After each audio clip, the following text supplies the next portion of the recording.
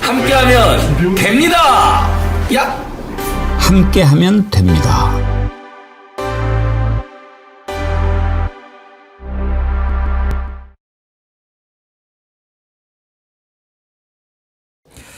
여러분 안녕하십니까, 백운기입니다. 내란 주동자 김용현이 구속기간 만료 3시간을 남겨두고 다시 구속됐습니다. 하마터면 내란 속의 윤석열과 김용현이 나란히 활개치고 다니는 꼴 볼 뻔했는데 천만 다행입니다. 이래서 특검이 있어야 했던 거고 선거를 이겨야 했던 겁니다. 불의가 정의를 짓밟는 세상이 돼서야 되겠습니까? 윤석열 체포영장은 기각됐는데 윤석열이 특검 소환에 응하겠다는 입장을 밝혀서 법원이 받아들인 겁니다.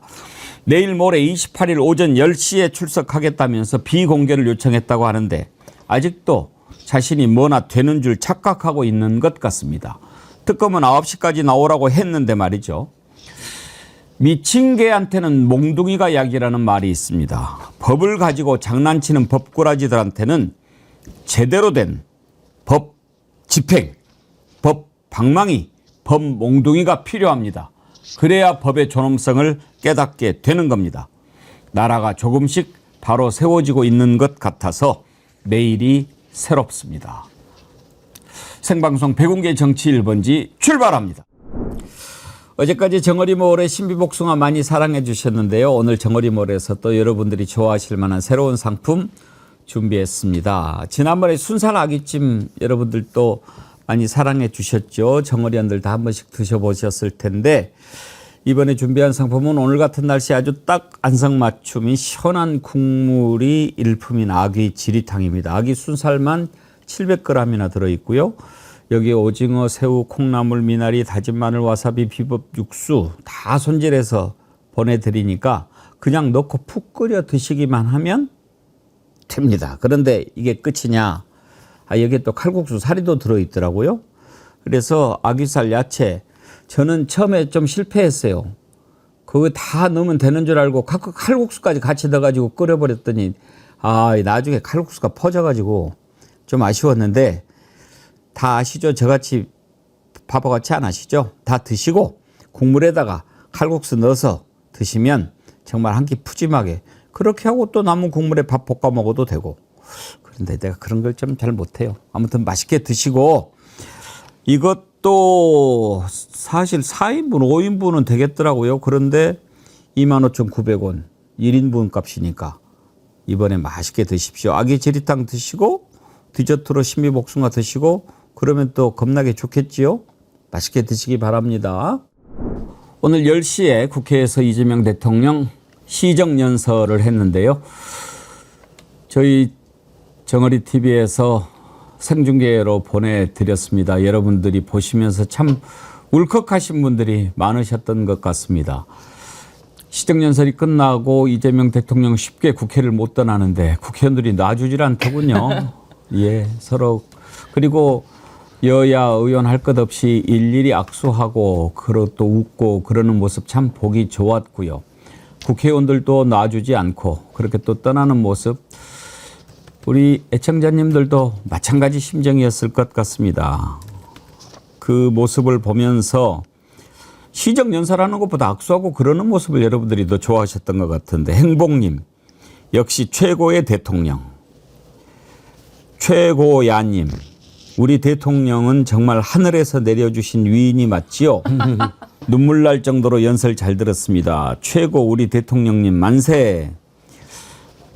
최고야님은 이재명 대통령 된 뒤에 아이디를 최고야로 바꾸셨나요? 이향님 국힘들 잘 봐라. 이것이 부드러움 속에 담겨있는 강함이니라. 정의가 어떤 건지 똑똑히 보고 잘못을 빨리 인정하고 이 대통령 도와서 나라를 정상화시켜라. 백구님 여유가 이거요. 이향님 어찌 이 행복이 감당이 잘 안 되네요. 정의리원님들과 함께하니 배가 됩니다. 건희애비 아이디가 건희애비예요.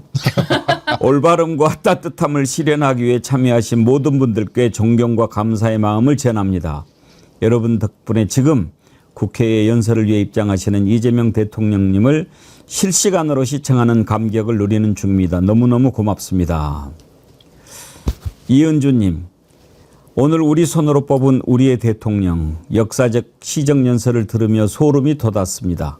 이런 날을 위해 이런 모습을 보려고 그 긴 시간 밤잠 설치며 싸웠나 봅니다. 그렇게 좋으셨어요? 예.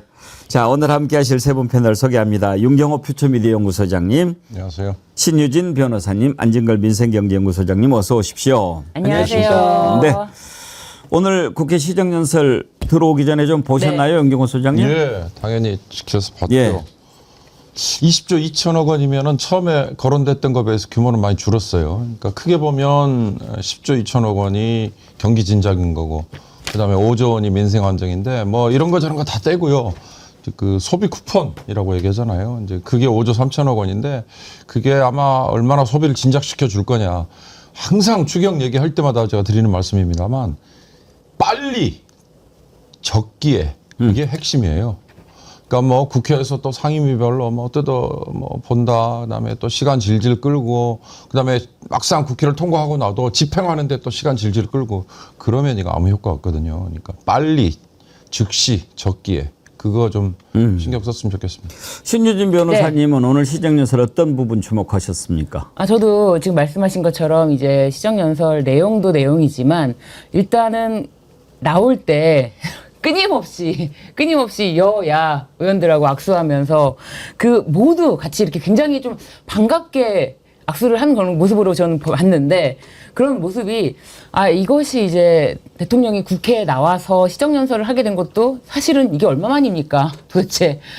그리고 뭐 국민의힘 야당을 향해서도 의견을 내달라라고 적극적으로 말하면서 사실은 의견을 다 듣겠다라는 입장이 열려 있는 것 이런 모습에서 정말 진짜 행정가가 나왔다. 그러니까 사실 국회의원으로서 그리고 뭐 민주당 대표로서의 행보는 어느 정도 결정권이 있고 뭔가 이렇게 추진하는 어떤 일을 추진해 나가는 그런 것이 아니지 않습니까? 그런데 이제 대통령이라는 국가 최고의 행정가의 위치에서 할 수 있는 일을 정말 하나씩 처리해 나간다. 그래서 이게 추경안으로서 또 이제 뭐 소비 쿠폰 그리고 또 민생 경제 지원 이런 게 하나하나씩 일이 진행되는 과정 속에서 많은 국민들이 희망을 갖고 또 그래서 이제 주가도 여기에 바로바로 반영되는 것이 아닌가 그런 생각이 듭니다. 예. 아까 얼마만이냐 그러셨는데 22대 국회에 들어서는 대통령 시정연설이 처음입니다. 아까 우원식 국회의장도 그 얘기를 했는데 왜? 윤석열이 안 했거든요. 윤석열은 시정연설을 안 했어요. 저는 오늘 연설 보면서 또 그런 생각도 들었습니다. 뒷부분에 이재명 대통령이 어제 광주에 가가지고 무안공항 이전하는 거 이것과 관련해서 토론을 했는데 우리가 한번 보겠습니다만 그걸 보면서도 그런 생각 들었어요. 토론은 이렇게 하는 거야. 대화는 이렇게 하는 거야. 시정연설도요. 윤석열이 추경 뜻이나 알까 모르겠어요. 뭘 알아야 뭐 연설이 감동이 있고 감흥이 있죠. 걔는 수사도 제가 보기엔 잘 몰라요. 술만을 알 거지, 술만. 그러니까 알고 얘기하는 거 모르고 얘기하는 것. 그게 다르지요. 그걸 보면서 연설은 또 이런 거야. 그런 생각도 들었는데 리틀 김대중 안진걸 소장님 요즘 이재명 대통령한테 그런 얘기 많이 해요. 어제 저희도 그 몇몇 국회의원하고 약간 토의 모임이 있었는데요. 처음에는 문재인의 잘한 걸 계승하고 극복하고 못한 걸. 그다음에 노무현의 그 불굴의 도전 정신을 더 닮아가고 실천하고 이제는 DJ의 그 해안가 비전을 정말 여러분 생각해 보시면요. 그 어려운 시기에 6.15 정상회담을 해내고 국가인권위를 만들어내고 IMF를 극복하고 벤처 IT에 엄청난 투자를 하고 문화예술에 엄청난 투자를 해서 지원을 확 늘리되 간섭하지 않는 원칙을 만들어놨고 지금 대한민국이 이렇게 IT 강국, 문화예술 강국이 되어 있잖아요.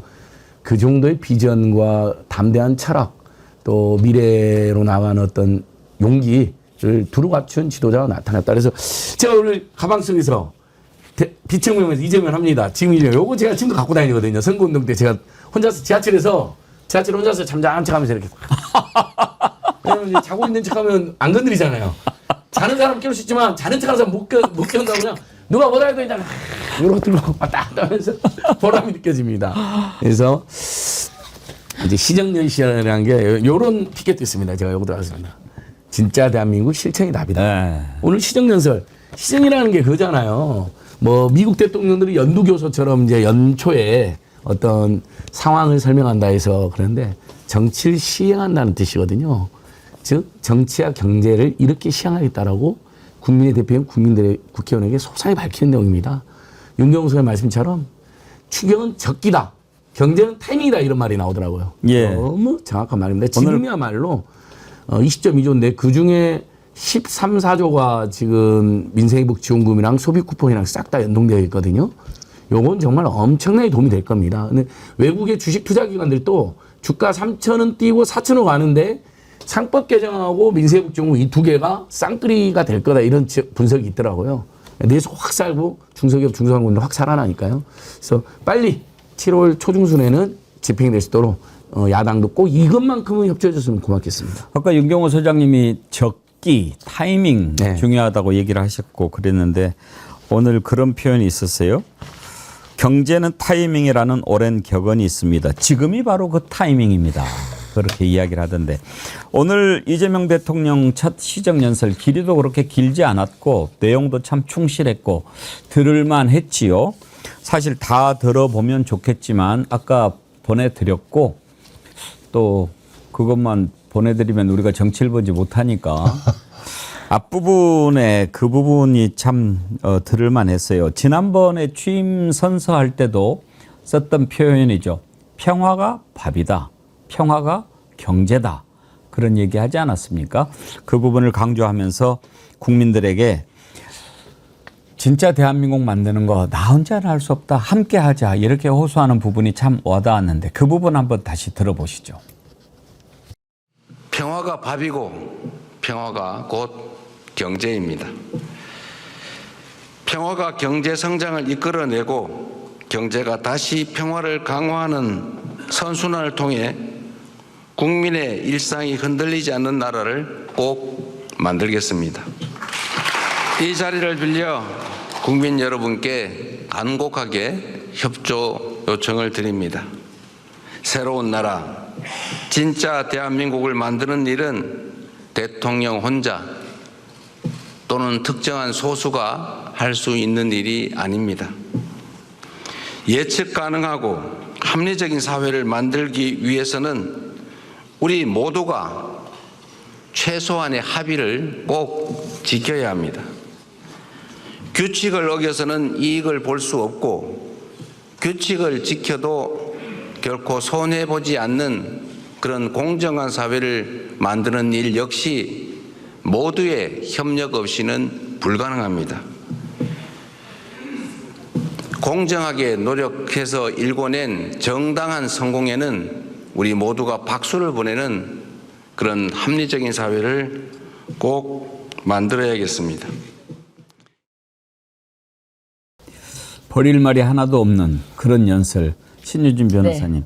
듣는 순간에도 좋았어요. 네, 그렇습니다. 진짜 이 시정연설을 통해서 진짜 경제 위기에 정부가 손을 놓고 고집을하는 것은 무책임한 방관이자 정부 스스로 존재 이유를 부정하는 것이다. 정부의 가장 큰 책무는 국민의 삶을 지키는 것이다.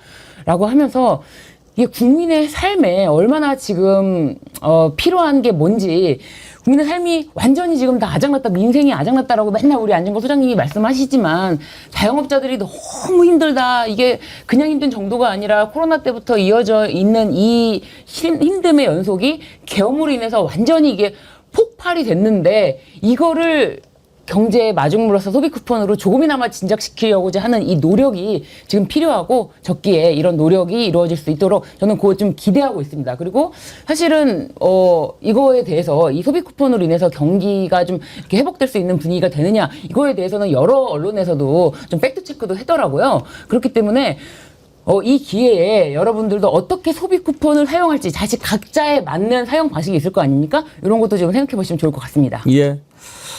이재명 대통령 지지율도 지금 계속 상승하고 있어요. 코스피도 오늘은 좀 빠졌죠? 예, 올랐는데 빠졌는데 MBS 조사인가요? 그거 보니까 62%가 나왔던데 59%에서 또 올랐죠. 왜 그렇게 오르겠습니까? 잘하니까. 그리고 오늘 나가면서 이렇게 인사하는데 권성동 의원하고도 악수하고 나경원 의원하고는 한참 또 얘기를 막 하더라고요. 나경원 의원은 뭘 그렇게 하고 싶은 얘기가 많이 있는지 모르겠어요. 지난 총선 때 우리 지역에 8번이나 오셨으니까 하하하. 아이 뭐 후보님 의원님도 뵈러 간 거죠. 뭐 이렇게 좀 하지 않았을까. 권성동이는 또 뭐 쓸데없는 소리를 했는지 이재명 대통령이 들으면서 이렇게 툭 치던데 오늘 이따가 서영교 의원님 나오시면 뭐라고 들었는지 한번 좀 물어보도록 합시다. 권성동. 둘이 대학 다닐 때는 뭐 그렇게 친했다는 거 아니에요? 그렇죠. 뭐 미팅도 서로 같이 뭐, 나갔다고 예. 하니까 아마 그렇겠죠. 내가 저기 선거 때 뭐 요구한 것은 이해해줘. 그러니까 알았어. 에이, 하지 마. 그런 거 이제 하지 마. 이 대통령 지지율 관련해서는 주목되는 게 지금 뭐 58%, 60%, 62%도 있지만 앞으로 잘할 것 같다. 이게 높게 나오는 게 그게 상당히 정말 주목할 만한 거 아닌가 싶더라고요. 저는 이 대통령의 연설문도 이제 저 연설문을 본인의 철학이나 평소의 얘기 이런 것들이 얼마나 잘 담겨 있을까. 이제 대통령의 연설은 메시지잖아요. 그것도 이제 평가가 나오겠지만 이 대통령이 이렇게 즉흥적으로 그때그때 아까 말씀하셨습니다만 앵커께서 말씀하셨습니다만 워낙 이를 잘 파악을 하고 있기 때문에 요소요소에 정말 필요한 것들을 짚어주는 근데요 그 아까 리틀 김대중이라고 말씀하셔서 김대중의 국정노트 올해 아마 작년에 책이 나왔을 겁니다. 올해 그 이재명 대통령도 최근에 읽은 가장 감명 깊은 책에 그걸 꼽은 걸 제가 우연히 봤거든요. 예. 김대중의 국정노트가 뭐냐면요. 김대중 대통령이 집권 기간 내내 모든 회의를 주재할 때 그리고 모든 회의에 대비할 때 해놓으셨던 메모 그걸 김대중 재단 그리고 김대중 도서관에서 가지고 있다가 그걸 한겨레 박찬수 기자에게 제공을 해서 박찬수 기자가 그걸 분석을 해서 쓴 책인데요. 중간에 어떤 대목도 있냐. 해독이 불가능한 이 흘림체 글씨들도 있는데요. 김대중 대통령의 그 꼼꼼한 제목 그리고 그 회의에서 내가 지시를 해야 할 거 그다음에 부처마다 어떤 점이 미비했는지 뭐 이런 것들이 정말 놀라울 정도로 담겨 있어요. 저는 이재명 대통령의 5년이 끝나고 나면 그런 또 국정 노트가 하나 나올 것 같다는 생각이 들어서 좀 기대가 됩니다. 예. 이재명 대통령이 잘하면 잘할수록 윤석열 이자에 대해서 국민들이 참 여러 가지 생각이 들죠. 참 가슴을 쓸어내립니다. 저자가 더 있었으면 이 나라가 어떻게 됐을까 하는 그런 생각인데요. 김베로니카님 모든 것이 이제야 제자리로 돌아온 이 기분 아시겠지요. 대통령의 품격이 국민의 품격입니다. 좋아요 너무 좋아요 그러셨습니다. DB2922님 이런 대통령이 진짜 대통령이다. 이재명 미워하고 악마화했던 권성동과도 악수하고 웃고 어깨 두들겨주는 모습 최고. 그리고 민주당 차기 대표 주자들과 함께 손을 포개며 악수한 모습 최고입니다. 예, 저도 봤는데 그 나가면서 정청래 의원 또 박찬대 의원 이렇게 있는데 악수를 이렇게 따로따로 하지 않고 둘이 이렇게 같이 불러가지고 셋이서 이렇게 포개서 악수를 하더라고요. GY킴님 지켜보고 있다. 아이디가 이렇습니다. 강자에겐 누구보다 강하고 약자에게는 한없이 따뜻한 안진걸 소장님. 이제 탄압 없이 아름다운 일들을 하시겠군요. 그 마음 늘 감사드려요. 아이고. 선거 전 촛불 현장에서 만나 너무 반가웠습니다. 더운 여름 건강 잘 지키세요. 아이고 이재명 대통령 이야기하는 줄 알았더니 갑자기 제가 나오고 너무 쑥스럽습니다. 그래서 지난주 금요일 날 안 그래도 저희가 그 대한경제 부흥의 책이 좀 잘 팔려가지고 이광수 씨, 박시동 씨, 안진걸 3인한테 인세가 1,500만 원이 온 거예요. 그래서 제가 꿈속청년 작곡으로 여러분 기부했습니다. 좋은 세상, 새로운 시대 희망을 만들고 청년들에게 기부했습니다. 아, 잘하셨습니다. 기부 왔습니다. 잘하셨습니다. 김수희님 슈퍼챗 보내시면서 변호사계의 미스진 신유진 변호사님 정어리에 오시면 방 분위기가 밝아져서 좋아요. 부산에서 응원합니다. 아이, 감사합니다. 네, 저도 사실 집회에서 정어리원들 많이 만나뵀거든요. 정치 일본 이제 잘 보고 있다 이런 말씀 많이 들었는데 또 부산에서도 응원해 주셔서 감사합니다. H2님 신규 회원 가입해 주셨는데 감사드립니다. 이렇게 신유진 변호사님, 안진걸 소장님 칭찬하는 글이 많이 올라오는데 윤경호 소장님은 욕하는 게 많이 올라와요. 아니, 윤경호 소장님도 화이팅이라고 올라와 있습니다. 제가 화이팅도 올라오고 제가 평생 그러는데 언론인 출신이라 잘못된 건 보고 참지 못합니다. 죄송합니다. 네. 그래요. 아마 이제 윤경호 소장님께서 MBN인가요? 거기에서 방송하시면서 김민석 총리 문제 있는 것 좀 지적하신 모양인데 이제 이쪽에 민주당 지지하고 김민석 총리 후보자 지지하는 분들이 많이 계신데 듣기가 좀 불편했나 보죠. 네. 그래도 언론인이 듣기 좋은 소리만 하면은 언론인 아니죠. 맞습니다. 맞습니다. 세상에 사실 보는 눈이 그들의 잣대, 그들의 눈높이 뭐 이런 게 있을 거예요. 근데 김민석 총리 후보자에게도 정치인으로서는 그냥 넘어갈 수 있는 잣대, 그 눈높이가 있겠지만 서민들이나 일반인들이 볼 때는 이해가 안 가는 그런 처신도 있다면 그건 지적해야죠. 그럼요. 저도 그렇게 해야 된다고 생각합니다.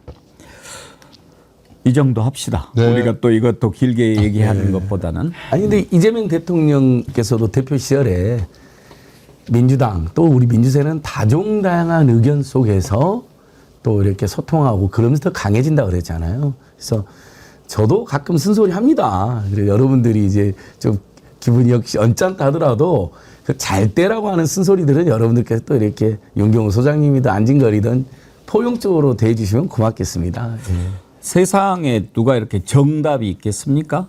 그렇지만 절대 경계해야 될 것은 교만입니다. 어떤 사람도 저는요 이재명 대통령을 위해서 기도할 때 이재명 대통령이 교만하지 않게 해 주시라고 기도합니다. 예. 이 겸손을 잊어버리는 순간 모든 게 무너집니다. 이재명 대통령 지금 잘하고 있는데 제가 그래서 칭찬 많이 하지요. 잘하는 건 잘한다고 이야기해 줘야 또 힘을 내서 하지요. 그런데 만약에 도취가 되거나 어느 순간 이렇게 되면 그때부터는 위험해지는 겁니다. 여러분이 정말 사랑하는 방법은요. 어떤 자기 자식을 키우는데 계속 오냐만 해주면 그 애가 잘 됩니까? 혹시라도 걱정되는 것이 있으면은 꾸짖고 격려할 땐 격려하고 그렇게 해야 제대로 잘하는 거죠. 우리가 뽑은 대통령 우리가 지켜야죠.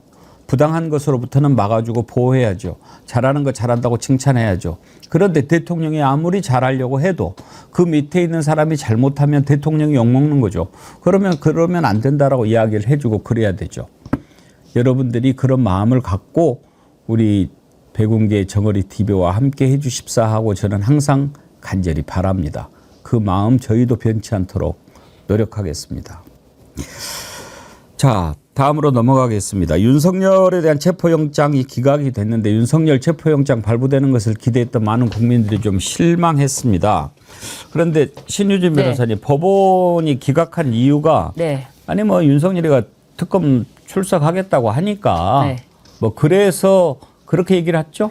네, 그렇습니다. 어쨌든 특검에서는 출석 통보를 하지 않았고 그리고 특검에서 출석 통보를 할 경우에는 바로 출석을 할 건데 출석 통보도 없이 체포영장이라니 이거는 안 된다라는 이제 주장을 윤석열 측에서 했고 법원에서도 출석을 한다고 하니까 출석 통보를 하시오라고 하면서 체포영장을 기각했는데 사실 이게 조금 굉장히 형식적으로 판단한 거거든요. 형식적으로 판단하기도 했고 굉장히 피고인 측에서 이 수사 대상이 되는 피의자의 굉장한 인권 감수성이 아주 높은 체포영장 기각 결정이라고 볼 수 있는데요. 정말 너무 신기한 게 참 사법부는 어쩌면 이렇게 윤석열에 대해서는 이렇게 고도의 인권 감수성을 갖게 되는지 그 점이 좀 놀라울 따름입니다. 일반인 같은 경우에는 3번 경찰에 출석 조사 불응을 하고 아예 그냥 조사 자체를 무시하는 태도를 일관될 경우에 검찰에서 경찰이 신청을 하지 않더라도 검찰에서 사건을 전부 받아서 만약에 체포영장을 친다라고 하면은 법원이 거기에다 대고 아니 경찰은 출석을 요구를 했지만 검찰은 출석 요구를 안 하지 않았어. 이렇게 안 하거든요. 근데 이제 특검에 대해서는 굉장히 형식적으로 논리를 틀리다고 할 수 없지만 그렇게 윤석열의 인권 감수성을 그렇게 높게 봤다면 이런 모든 판단도 결정도 사법부에 대한 것도 국민이 지켜보고 있다는 점에 대해서는 좀 뭐랄까요? 오히려 어떻게 보면 특검에서 굉장히 머리를 잘 썼다. 저는 그렇게 보여져요. 특검이 한 수 위다. 이렇게 보여집니다. 왜냐하면 이제 28일 날 불출석할 경우 국민들이 야 이거 그렇죠. 사법부까지 싸잡아서 욕을 할 수 있기 때문에요. 그렇죠, 그렇죠. 네, 특검이 굉장히 고도의 전략적으로 체포영장 우리 신청했다라고 딱 이렇게 먼저 하고 이런 과정까지 다 지켜보게 한 것은 보통이 아니다. 그렇죠. 특검. 체포영장 발부가 됐으면 더 좋았겠지만 적어도 확실하게 보여준 거 아니에요. 맞습니다. 너 보여준 거죠. 네. 그러니까 깨갱하고 이제 나오겠다라고 하는데 그런데 지금 28일 오전 9시까지 출석해. 네. 그러니까 이자가 또 10시에 나가겠다라고 시간 가지고 또 내고를 해요. 네. 이런 경우에는 어떻게 해야 됩니까?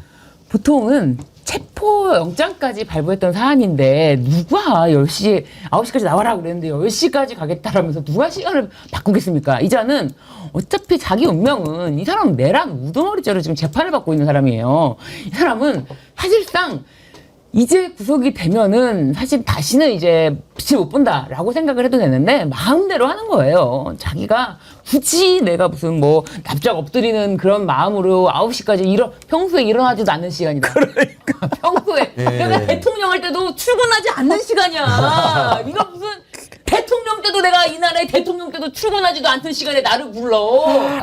나가봤자 할 말도 없어.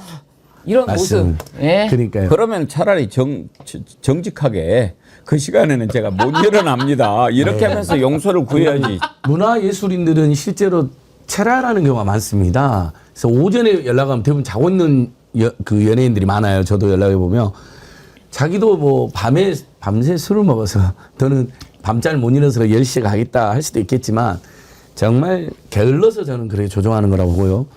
저는 이 법원 결정을 보면서 그 박지영 내란 특검보는 법불악이란 말을 다시 하지 않았습니까? 법불악이. 부귀영화에 법은 아부하지 않는다. 얼마나 좋은 말입니까? 근데 이자는 부귀영화를 노리고 있는 자이면서도 동시에 내란 수괴인데 법불악이뿐만 아니라 법불악괴도 있어야 되는 거 아닙니까? 내란 수괴에게 또는 괴수 같은 일을 저지른 자에게도 아부해서는 안 되는 거죠. 아무리 한때 힘이 있었다 하더라도. 근데 이번에는 안재 판사님들이 이렇게 윤석열만 배려를 해주는지 그게 너무 속상합니다. 근데 뭐 사실 직장인들이나 아이를 키우는 엄마 아빠들은 출석 시간을 그렇게 내고를 하는 경우가 있습니다. 회사 사정이라든지 뭐 저도 제가 피의자 출석 통보를 얼마나 많이 받아봤습니까? 막 협박도 당하고 검사한테 안 오면 체포한다고 막 전화까지 해가지고 사무실로.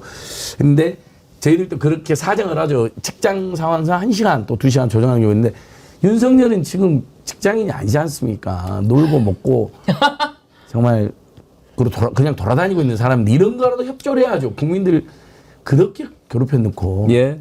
법불악위 얘기하시니까 어제 제가 법불악위 설명을 좀 드리면서 사실은 우리 정 의원님들이 다 아시니까 굳이 길게 설명을 안 했는데 그래도 좀 궁금해하는 분이 계실 것 같다고 우리 그 정의리 서포터즈 계시지 않습니까? 우리 정의리 TV에 이렇게 좋은 영상을 올려주시는 분.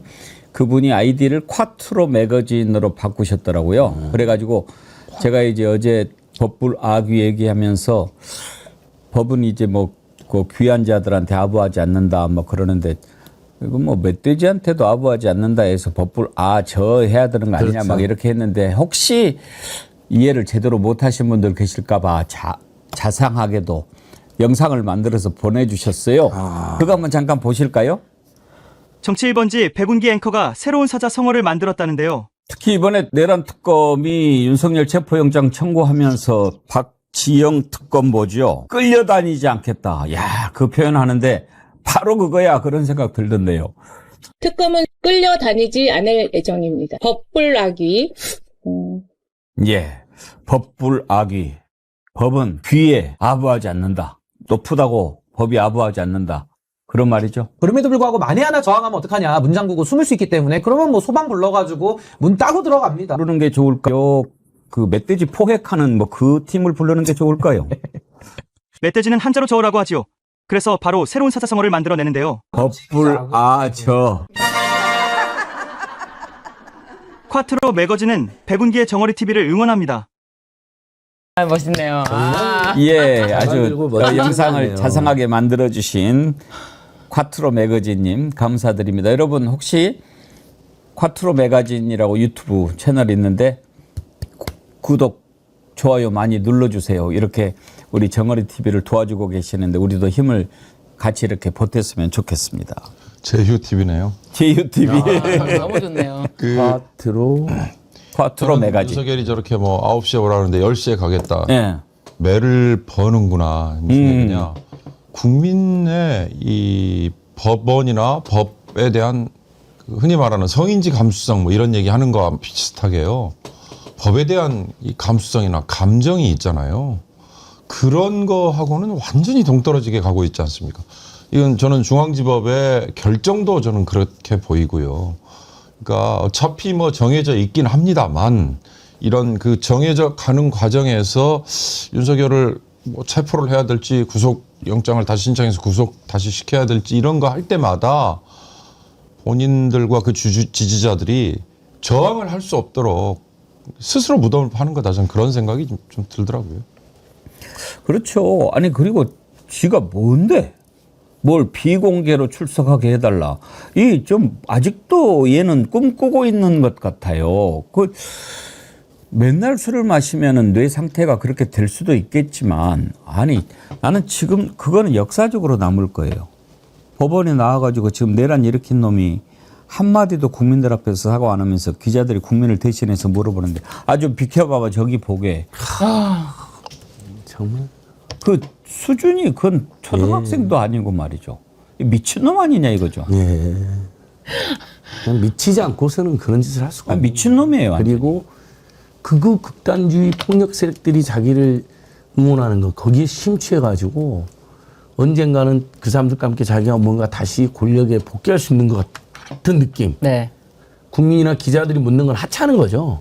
저쪽에 저 한 줌도 안 되겠지만은 그 극단적으로 자기를 추앙하는 세력이 있다는 것에 심취해서 정말 오만방자 교만의 끝판왕이죠. 전재현님, 백운경커님 비공개 좋아하니까 비공개 할 테니까 당장 사형에 처하는 거로 하자. 그래. 아이 참. 아니 좀 반성하고 사죄하고 국민 앞에 죄송하고 이런 모습을 보여도 국민들 마음이 안 풀리는데 끝까지 출석에도 안 나오고 이런저런 핑계대고 빠지고 9시에 나오라고 그러는데 10시에 나간다고 그러고 참. 이제 내일 모레 비공개는 받아들일까요? 신유진 변호사님? 글쎄요, 비공개를 굳이 받아들여 줄 필요가 있을까요? 지금 이미 다 시간도 다 공개됐고 한데 뭐 그 앞에서 뭐 그 포토라인이랄까요? 그거를 뭐 치고 들어가느냐 아니면 밑으로 들어가느냐. 근데 밑으로 들어가게 여기까지 허락해 주면은 그거는 글쎄요, 저는 그렇게 하진 않을 것 같습니다. 비공개 출석으로 하진 않을 것 같습니다. 예, 네. 비공개할 이유가 없죠. 없죠. 처음에 직위원 재판부가 비공개해서 얼마나 많은 국민들로부터 비판과 일반 국민들은 법 앞에 평등 요구할 때 똑같은 절차를 윤석열한테 특별히 가혹행위라는 게 결코 아닙니다. 저희들이 진짜 피의자 소환 통보 한 번만 연기해도 두 번째부터는 살벌하게 연락이 와요. 곧 체포당할 수 있다부터 연락 오고 직접 전화도 오고 심지어 저는 집까지 쫓아오더라고요. 왜 출석 안 하냐고. 아니 제가 간다고 하지 않았습니까? 아니 약속을 받으러 왔대요. 뭐 이런 일도 당하거든요. 일반인들은 다 공개적으로 출석하고 똑같이만 해주십시오. 똑같이만. 가혹할 필요도 없습니다. 똑같이만 해라. 남이사님 10시가 11시 12시 되지 말라 뭐 없습니다. 아이고 참. 예, 윤석열 내일 모레 한번 또 봅시다. 윤경호 소장님 아까 그 이야기한 대로 글이 많이 올라오는데 그 힘내시라는 글도 많이 올라와요. 정필성님이 원래 이 사자성어나 뭐 이렇게 이름 가지고 삼행시 잘 지어주시는 분인데 윤경호 소장 이름으로 삼행시를 보내주셨네요. 오. 윤 소장이 한번 저 이름 떼봐요. 아유 부끄럽습니다. 윤석열만 욕한다고 좋은 사람 되는 거 아닙니다. 경우에 따라서 쓴소리도 하고 호통도 쳐야 자기 반성도 하면서 성장하는 겁니다. 힘내세요. 화이팅입니다. 아유 감사합니다. 예. 아, 박수 한번 쳐요. 아, 우리 청자분이 힘내시라고? 예. 그 콰트로 매거진도 저도 가서 구독 좋아요 어서 또 들어왔습니다. 아, 그러셨어요? 구독자가 10,000명이 넘어섰고요. 네. 우리 앵커님 아까 그 버플 저는 예. 벌써 저기 누적 조회수가 2만 명을 향하고 있더라고요. 아, 그래요? 대박 나겠는데요? 법불아죠? 네, 버플 저희들이 만든 버플 괴도 좀 해주십시오. 법은 내란 수계에 아부해서는 안 된다. 예. 괴수 같은 짓을 한 자들에게 아부해서는 안 된다. 윤석열은 이제 조사 받다가 구속될 수도 있고요. 뭐 한번 내란 특검이 제대로 좀 뜨거운 맛을 보여줬으면 하는데 김용현 하마터면 풀려나서 활개치고 다닐 뻔했죠. 아슬아슬하게 3시간 탁 남겨두고 구속영장 발부가 됐습니다. 그래서 이제 다시 구속이 연장된 거죠. 추가 구속이라고도 하고 이제 6개월간 또 구속 상태에서 재판을 받게 되는데 무슨 생각이 들었을까요? 아이고 지난번에 보석 그거 받아들일 걸 내가 괜히 잔머리 굴리다가 내게 왜 내가 당했네 이렇게 막 한탄하고 있을 수도 있고 그런데 그렇다고는 뭐 풀어주겠습니까? 자기가 저지른 죄를 생각해야지요. 신윤진 변호사님. 네. 김용현이 구속은 당연한 거죠? 당연함에도 불구하고 김영현의 그 구속에 대한 신문 기일에 정말 그야말로 법원에서 난장판이 일어났다라는 기사가 오마이뉴스를 통해서 보도가 됐는데요. 특검이 말을 하려고 하면 10초마다 끊으면서 아예 공격을 하면서 뭐 이걸 다 지금 불법이다라고 하면서 이야기를 하질 않나. 그리고 법원을 향해서도 거침없는 말을 해서 정말 이게 과연 피고인을 위한 변호인이 맞나? 왜냐하면 피고인을 위한 변호인들은 어떤 피고인의 어떤 방어권 보장, 피고인을 위해서 굉장히 조심스럽거든요. 그런데 이거는 완전 정치적인 행위를 했다라고 볼 수밖에 없는 거예요. 그래서 이때 발언을 주로 이끌어간 변호사는 유승수 변호사라고 하고요. 그리고 이제 이 이하상 변호사가 나중에 다시 이제 인터뷰를 주도했는데 유승수 변호사가 주로 기피 신청을 하면서 그 특검의 발언을 끊고 법원에다가 항의 표시를 했는데 그럴 때마다 뒤에 방청객들이 박수를 쳤다는 거예요. 원래 구속영장 실질심사 신문 기일에는 비공개로 되기 때문에 방청객이 있을 수가 없는데 이 사건은 이제 지정재판부인 한성진 재판부가 맡게 되자 방청을 할 수 있었던 거예요. 그래서 김용현 측 뭐 지지자라든지 뭐 유튜버라든지 와가지고 방청을 했나 봐요. 그런데요 이제 막 이 유승수 변호사가 막 법원을 향해서 막 소리 지르고 특검을 향해서 소리 지르고 이럴 때마다 박수가 쏟아지고 막 그러면서 아무래도 이 유승수 변호사라는 사람이 이하상 변호사라는 사람이 정치적인 행위를 한 것이 아닌가 이런 평가가 많이 있습니다. 그래서 이렇게 법원에 대고 난리를 치면 칠수록 너무나 구속영장은 확실해진다. 다만 이제 혹시라도 그 윤석열 체포영장이 기각됐기 때문에 걱정하셨던 분들은 이 재판 사정까지 속속히 모르셔서 하셨을 건데 이런 사정이라면 당연히 구속영장은 발부가 될 수밖에 없다라고 보여집니다. 김용현이 구속영장이 발부되는데 그 김용현 수계 윤석열 김용현 윤석열의 수계 김건희가 구속이 안 된다는 건 말이 안 되는 말이 안 거죠. 되죠. 그리고 이 변호사들이 이거 하는 식이 뭡니까? 이건 대한변협에서 징계나 주의를 줘야 될 정도로 아주 저열한 짓입니다. 판사들을 상대로 겁박하고 장난치는 거잖아요. 기피 신청했다. 기각되면 또 재판도 안 했는데 기피 신청하는 변호인도 처음 봤고요. 모든 것을 다 걸어가지고 이렇게 했는데 재판부가 법원이 딱 한마디로 정리했잖아요. 이건 재판 지연할 목적이다. 그렇죠. 네. 그거밖에 없는 거죠. 그리고 이 사람들이 어떻게 하냐면 헌재에서도 이 변호사들은 정말 정치꾼으로 전락해버리고 변호사가 아니라 갑자기 헌재하다가 집회장에 가가지고 그 문영배, 이미선 그다음에 지금 고난대행 누구죠? 김용두를 뭐 거의 뭐 잡아 죽여야 된다는 식으로 발언하는 사람들이에요. 그리고 또 보니까 대학을 돌아다니면서 네. 탈핵반대 선동을 하고 있더라고요. 이 사람도 변호사가 아닙니다. 제가 보기에는. 법률가들도 아니고 그냥 윤석열 김건희의 내란 행동대장, 내란 양아치들입니다. 그러니까 이 변호사의 발언이라고 볼 수 없는 예. 게 특검 보는 귀가 막혔냐, 특검 보는 일이 없냐, 입이 없냐, 가만히 있냐, 뭐 이런 소리를 치면서 김용현 장관이 불쌍하지도 않냐, 이게 무슨 변호인의 게다가 또 재판부를 향해서는 불법 특검에 조력하고 있다. 부끄러운 줄 알아라. 뭐가 그렇게 두렵냐? 지침을 받았는지 이미 결정하고 나왔는지 모르겠다. 야. 변호인의 발언이라고는 도저히 볼 수 없는 발언인데 이건 어디까지나 정치적인 발언으로 저희는 보여집니다. 이제 또 김건희도 곧 뭐 병원에 입원해서 버티고 있지만 지금 뭐 되겠습니까? 지금 뭐 곧 나오겠죠. 근데 혹시 안진걸 소장님 지금 김건희 관련해 가지고는 마약 관련된 내용들이 계속 나오는데 네. 혹시 뭐 좀 들은 얘기 있으세요? 뭐 그게 장성철 평론가 발 뉴스잖아요. 그 예. 전부터도 계속해서 이야기가 나왔었고, 뭐 마늘 선라이즈라는 회사가 이제 그 농산물을 수입한 회사인데 거기 마늘인지 배추 사이에 뭘 숨겨놨다 걸렸다. 이게 장성철 씨의 주장이지 않습니까? 예. 그래서 엄청 화제가 되고 있죠, 이게. 왜냐하면 원래 우리 국민들이 이제 이런 것들에 대해서는 영화적 상상력이라든지 이런 게 이제 발동이 되기 때문에. 근데 장성철 평론가가 정보력이 대단하고 비교적 아주 보수적이면서도 신중한 입장인데 그런 이야기를 했다는 건 상당한 근거를 가지고 하지 않았을까요? 그래서 이제 파타에 나와가지고 이제 아픈 척이라도 해야 되는 상황이다. 이렇게 해석을 할 수 있을 것 같고요. 그러니까 마약 관련돼서 예. 드러날까봐 입원한 거다. 배추님하고 마늘 사이에 숨길 수 있는 것은 보석 같은 거 다 걸리니까요. 금속이라든지. 농산물 사이에 그걸 누가 숨길 수 있는 누가 가지고 왔다는 거예요? 그래서 마약. 김건희 일가가 김건희 가져오다? 일가가 마약을 예. 밀수를 했다. 예, 최은순과 그 사람들이 옛날에 ESIN 회사 때도 보면요. 그 부동산 투기를 주도하고 막 비리를 주도한 회사인데 거기에 사장은 최은순. 그다음에 이사가 김건희 오빠, 김건희 남동생 이렇게 넷이 있었거든요.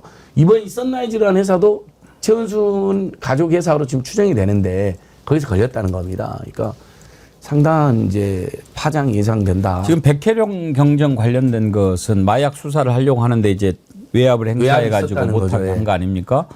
그것도 결국은 이제 김건희 쪽에서 압력을 넣은 거 아니겠느냐. 왜냐하면 그걸 막았던 자는 또 대통령실로 승진하고 승진했죠. 예. 그런 의심들이 있으니까 이것도 밝혀야죠. 그러니까. 이게 연동이 됐습니다. 그러니까 영등포 서장이 영등포 수사과장이 너무너무 잘한 것을 갑자기 발표를 못하게 하는데 왜 못하게 하냐니까 용산에서 못하게 한다. 이 상황을 심각하게 보고 있다. 이명박 이것까지 특검에서 밝혀졌죠. 이게 들어있는 수사 대상인지 조사 대상인지 그게 어떤 분이 김건희의 16가지 혐의 이렇게 딱 정리를 잘 해놨던데 여기에는 이런 건 없었죠. 그러나 이명현 특검에서 한번 주의 깊게 봐야 될 사안일 것 같아요. 그러니까 윤석열이 검찰에 있으면서 어떤 식으로 수사를 했을지 우리가 알겠어요. 백혜령 경정도 그렇고 박정훈 대령도 그렇고 수사를 제대로 하는 사람을 오히려 역으로 이렇게 턴을 내고 이런 식으로 비틀고 아주 악한 자들이죠. 예전에 강일구 총경이라는 사람도 윤대진, 윤우진 형제 그 윤석열 특특근들이거든요. 그리고 윤석열이가 현직에 있으면서 변호사를 소개시켜주는 범죄적 행각을 한 겁니다. 나중에 그 거짓말했는데 청문회에서 음성도 드러나죠. 내가 이남석이를 보낼 테니까 이게 육성이 드러나지 않습니까? 그게 이제 뉴스타파 공개. 내가 보냈다고 이남석을 만나봐라. 네. 그러니까 그때도 그 강일구라고 그 수사한 사람만 당했습니다. 그러니까 자기 세력을 수사하면 죽여버리는 겁니다. 그다음에 자기의 정적도 죽여. 이 두 세력을 죽이는 거예요. 그러니까 그 결국 백혜령, 박정훈, 뭐 강일구 이런 분들이 다 이제 다시 살아나고 있는 거죠. 옛날 박관천도 그 넘버원 최순실 넘버2 정윤의 넘버3 박근혜 해가지고 당했잖아요. 구속됐잖아요. 근데 이분이 이제 경호처 차장이 된 건 시대의 변화가 아주 상징적으로 보여준 거죠. 김수희님, 제가 부산에서 치과에 근무하는데 윤석열 체포해서 저희 병원으로 데리고 오세요. 이빨 모조리 뽑아버리게. 그러면 술과 안주 못 먹고 평생. 그러시면 안 되죠, 치과에서. 그랬더니 또 김종희님은 아이고 김수희님 감사합니다. 큰일 났네. 미르님, 마약 무마 사건이 아직 실체가 드러난 건 아니지만 돈이면 뭐든 다 할 수 있다. 정말 인간으로서 일말의 양심도 없는 사람들 정말 끝까지 파헤쳐서 단죄해야 합니다. 예, 국민들이 다 지켜보고 있으니까요. 법은 법대로, 정의는 정의대로, 순리대로 다 될 거라고 믿습니다. 다음으로 넘어가지요. 아까 시정연설에서 이재명 대통령 정말 멋진 모습 봤는데 어제 광주에서, 그러니까 이제 대통령 취임 이후에 지역으로 내려간 것은 광주가 처음이죠. 광주에 내려간 김에 또 소록도도 방문을 했던데 그건 좀 이따 보기로 하고, 어제 광주에서 이렇게 토론을 하는데 또 그 뭐 비교할 걸 비교해야 되겠지만 윤석열이 총선 앞두고 집단에는 그게 표에 도움이 된다고 막 뭐 민생경제 대토론해가지고 랄지를 폈잖아요. 그걸 보면서 저걸 토론이라고, 저게 무슨 토론이야. 우리가 보면서 참 한심하고 속보이고, 그리고 또 미련하구나. 저런다고 표가 되나. 그랬는데 그것도 어떨 때 또 지 또 술 마신 다음날은 또 대충 안 해버리고 그랬죠. 그랬는데 어제 이렇게 딱 무안공항 이전, 광주공항 이전과 관련해서 이렇게 토론을 하는데, 야, 윤경호 소장님 혹시 보셨어요? 맞습니다. 진짜 정말. 토론은 이런 거야, 이런 느낌 안 들었어요. 그렇죠. 그리고 내용을 정확하게 파악을 하고 있다. 그러니까요. 그게 저는 딱 이재명 대통령에게 그게 보였고요. 그러니까 무안공항과 광주공항 핵심 그거잖아요. 광주에 있는 군공항을 이전하는. 그러니까 엄밀히 말하면 무안공항 이전이라고 하는 표현은 안 맞을지도 모르죠. 광주공항 이전인데 그 군공항을 무안으로 가져올 경우에 이제 여러 가지 이 지원 문제 이건데, 그 무안 군수라는 분이 상당히 애둘러서 얘기를 하잖아요. 근데 이재명 대통령이 뭐라고 얘기하십니까? 아니 말은 그렇게 하지만 나중에 마음이 바뀌어가지고 지원 안 할 것 같으니까. 야, 저는 그 대목에서 그럼요. 이거 대통령이 주재하는 토론회인데 그렇게 그냥 허심탄회라는 허심탄회. 게, 예. 예. 그리고 광주에서 뭐 1조 보상 뭐 배상 그 이런 얘기에 이야기 대해서 해줬어요. 못 믿겠- 광주에 1조 있어요. 저는 또 이 열린 자세가 마음에 드는 게 막 밖에서 소리 지르니까, 옛날에 윤석열이 할 때는 입틀만 막 끌고 나갔잖아요. 근데 이재명 대통령 어제 그 소리 지르신 분 들어오세요. 들어와서 얘기하세요. 이러더란 말이에요. 하나하나 한번 봅시다. 그 장면부터 한번 보여주세요. 야. 아까 보니까 뭐 무한 뭐 저거 하면서 여기 참사 얘기였어요. 고함치던 분 계시던데 마이크 줄 테니까 들어와서 말씀하시라고 하십시오. 대통령 그러니까 엄청 높은 사람으로 생각하는 분들이 가끔씩 있던데, 충직한 국민의 일꾼으로 제1 시민에 불과하다 말씀을 드립니다. 방금 우리 시장님께서 말씀하셨습니다. 1조 원을 별도로 주신다고 이렇게 말씀하십니다. 1조 원이면 무지하게 많은 돈인데 사실. 많습니다. 네. 많습니다. 엄청 큽니다. 그럼 1년 예산이 얼마예요, 무원? 저희는 좀 적습니다. 인구수에 비해서 얼마 정도? 한 8천억 정도 그러니까 되는데요. 1년 예산이 네, 8천억인데 세상에 1조 원을 지원하겠다고 그러면. 근데 그 말을 믿지 않는다는 것입니다. 네, 알겠습니다. 국방부로부터 저희들이 소유를 넘겨받으면 저걸 저희들이 개발해서 먼저 빚내서 무안공항을 지어주고 군공항을 지어주고, 그리고 저 땅을 우리가 받아서 개발해서 저희들이 쓰는 방식입니다. 땅을 넘겨받아서 개발해서 비용을 조달하고 차액은 광주시가 갖는 거예요? 그렇습니다. 무안군에다가 1조 원을 지원하고도 광주가 손해보지는 않고 충분히 공항을 이전할 수 있겠다고 판단이 들었다는 거 아니에요? 그렇습니다. 1조 정도는 광주시에서 감당하겠다. SPC 구성할 때 그 우선 처분 이익 취득권을 무안군이 갖는 걸로 이렇게 하면 되죠. 네. 원래 그렇게 하는 거예요. 이걸 제가 SPC 전문이잖아요. 대장동.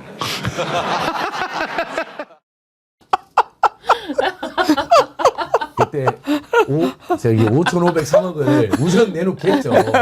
네, 이득을. 그 이야기를 하는 거죠. 그러니까 무한히 1조를 먼저 갖게. 네. 무한히. 안 준다고 하니까, 안 네. 줄지 모른다고 그렇죠. 하니까. 믿지 않으니까. 아예 우선 무한국가. 처분권. 네. 1조까지는 우선 수익을 가져가는 것으로. 예. 그러니까요. 아까 윤경호 소장이 말씀하셨듯이 왜 저렇게 제대로 되냐. 다 꿰뚫고 있으니까. 예, 아니까. 해본 사람이잖아요. 해본 사람이고. 해봤으니까 예. 알고 있는 거죠. 맥을 딱 짚고 있잖아요. 예. 행정이란 건 어떤 거가 다 보이고. 그렇죠. 그 예산 얼마입니까 거기가? 그렇죠. 8천억. 근데 1조 준다고.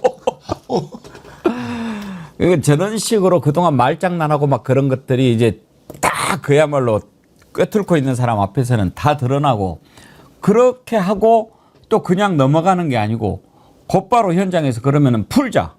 내가 이건 책임지고 내가 해결하겠다.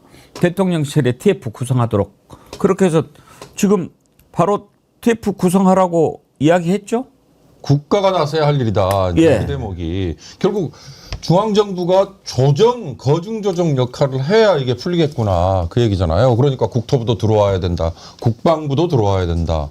아마 행정안전부도 거기에 당연히 관여하겠죠. 들어가야 된다.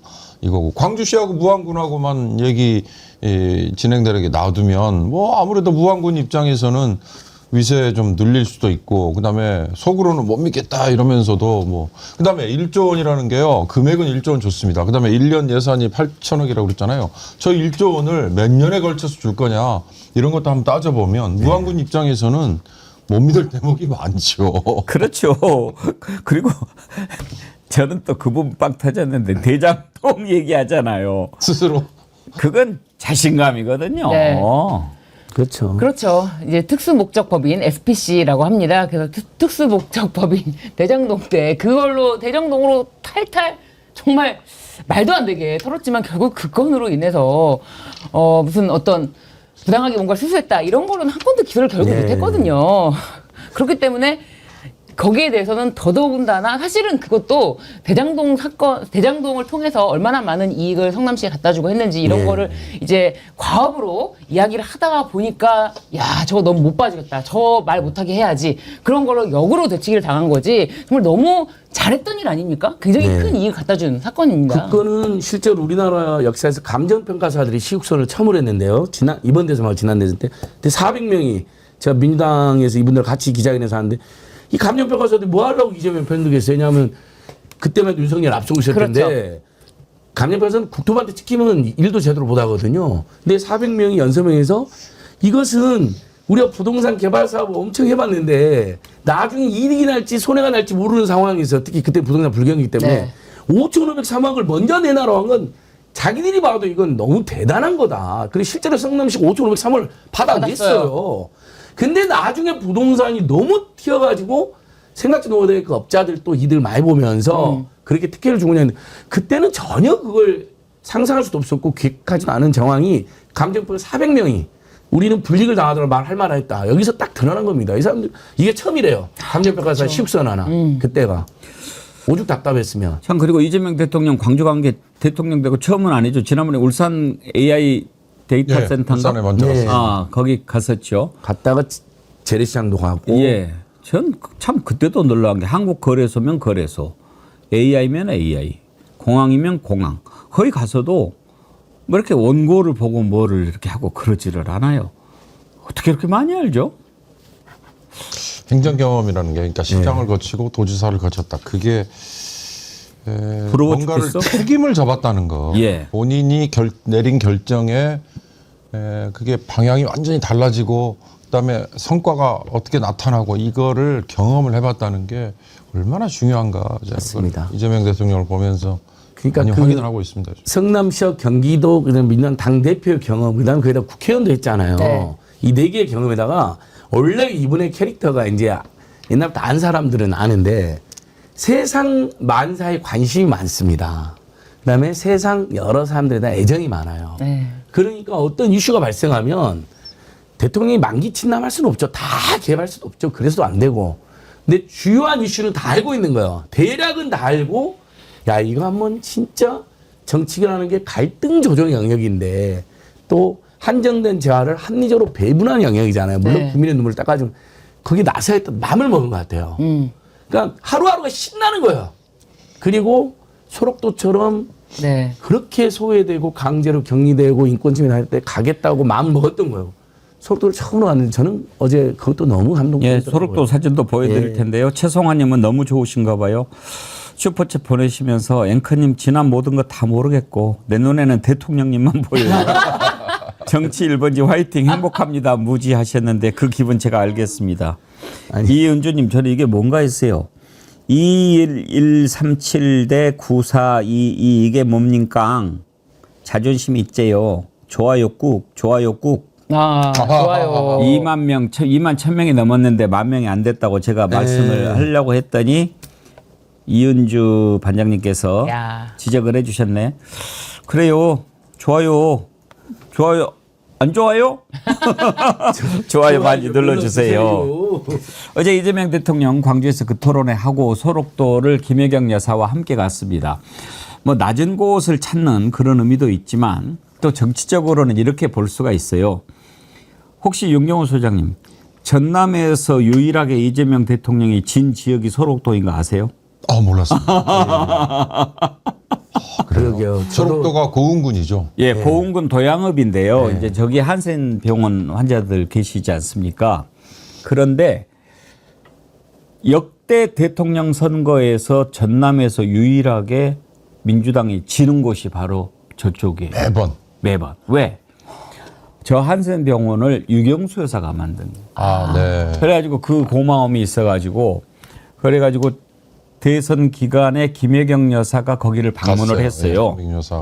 그래가지고 이번에도 지기는 했는데 표차가 제일 적었어요. 그런 의미도 있고.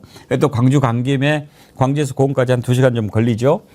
이재명 대통령이 부인 김혜경 여사와 함께 거기를 찾아갔는데 지금 이렇게 한센병 환자들과 함께 얘기 나누면서 그런 모습 대통령실에서 보내줬습니다.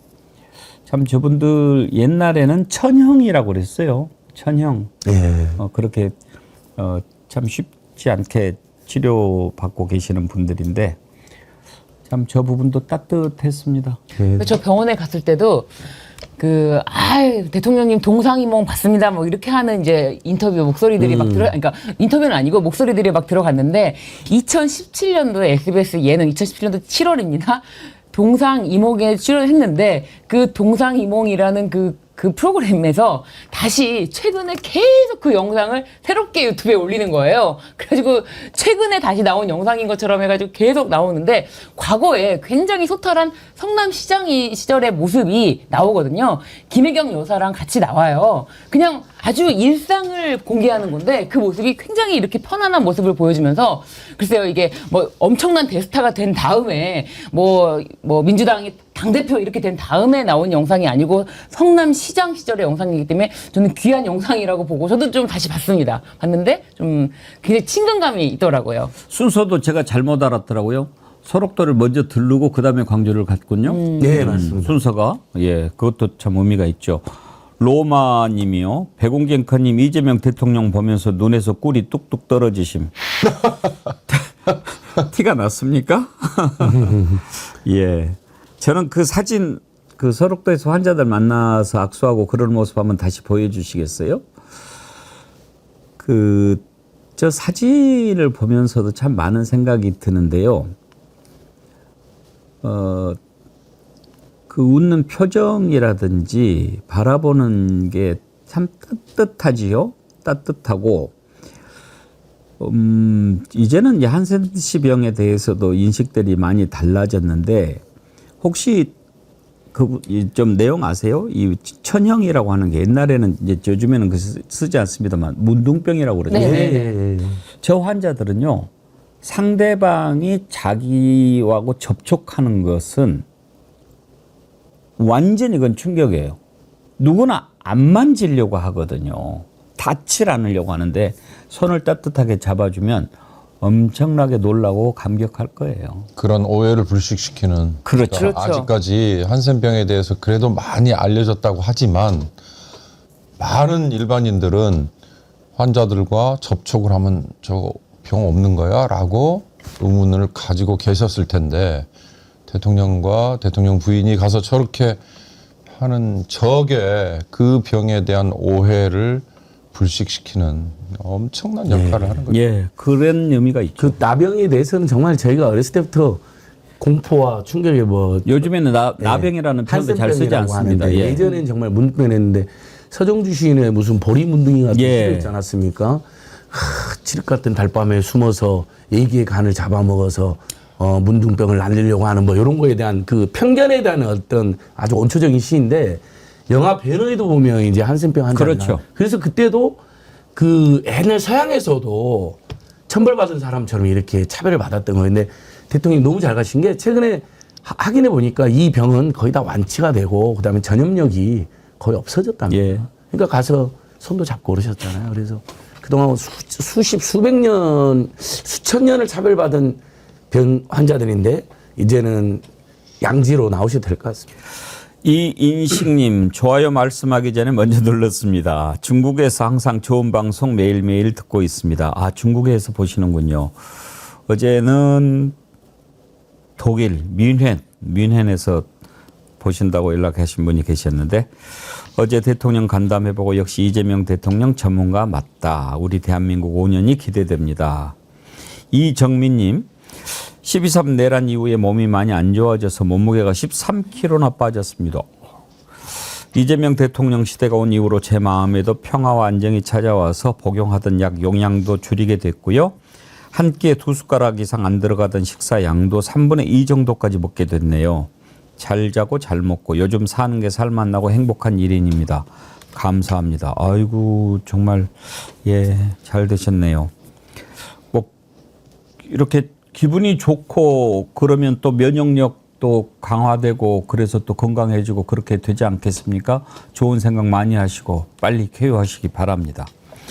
한 가지만 더 짚어보죠. 이재명 대통령 하는 일이라고 모든 사람들이 박수만 치는 것은 아니지요. 그리고 이제 또 하는 분들도 있을 수 있는데 이제 대표적인 게 지난번 첫 내각 인선에서 윤석열 정부 때 농림축산부 장관을 했던 송미령 장관을 유임시킨 겁니다. 이걸 두고 사실 민주당 내에서도 좀 소리가 있었죠. 맨 처음에 그런 거 좀 뭐 그랬는데 그래도 이재명 대통령이 한 일이니까 그리고 또 탕평의 차원에서 포용의 차원에서 이렇게 한번 해볼 만하다. 저는 좋게 봤거든요. 그리고 아마 국무회의를 윤석열 내각을 데리고 했는데 유일하게 혼자 이렇게 열심히 적고 답변하고 그랬던 사람이 송미령 장관이라는 거 아닙니까? 근데 이제 국민의힘이 이제는 오히려 막 공격을 하고 뭐 배신자 뭐 프레임 막 그렇게 얘기하는 거죠.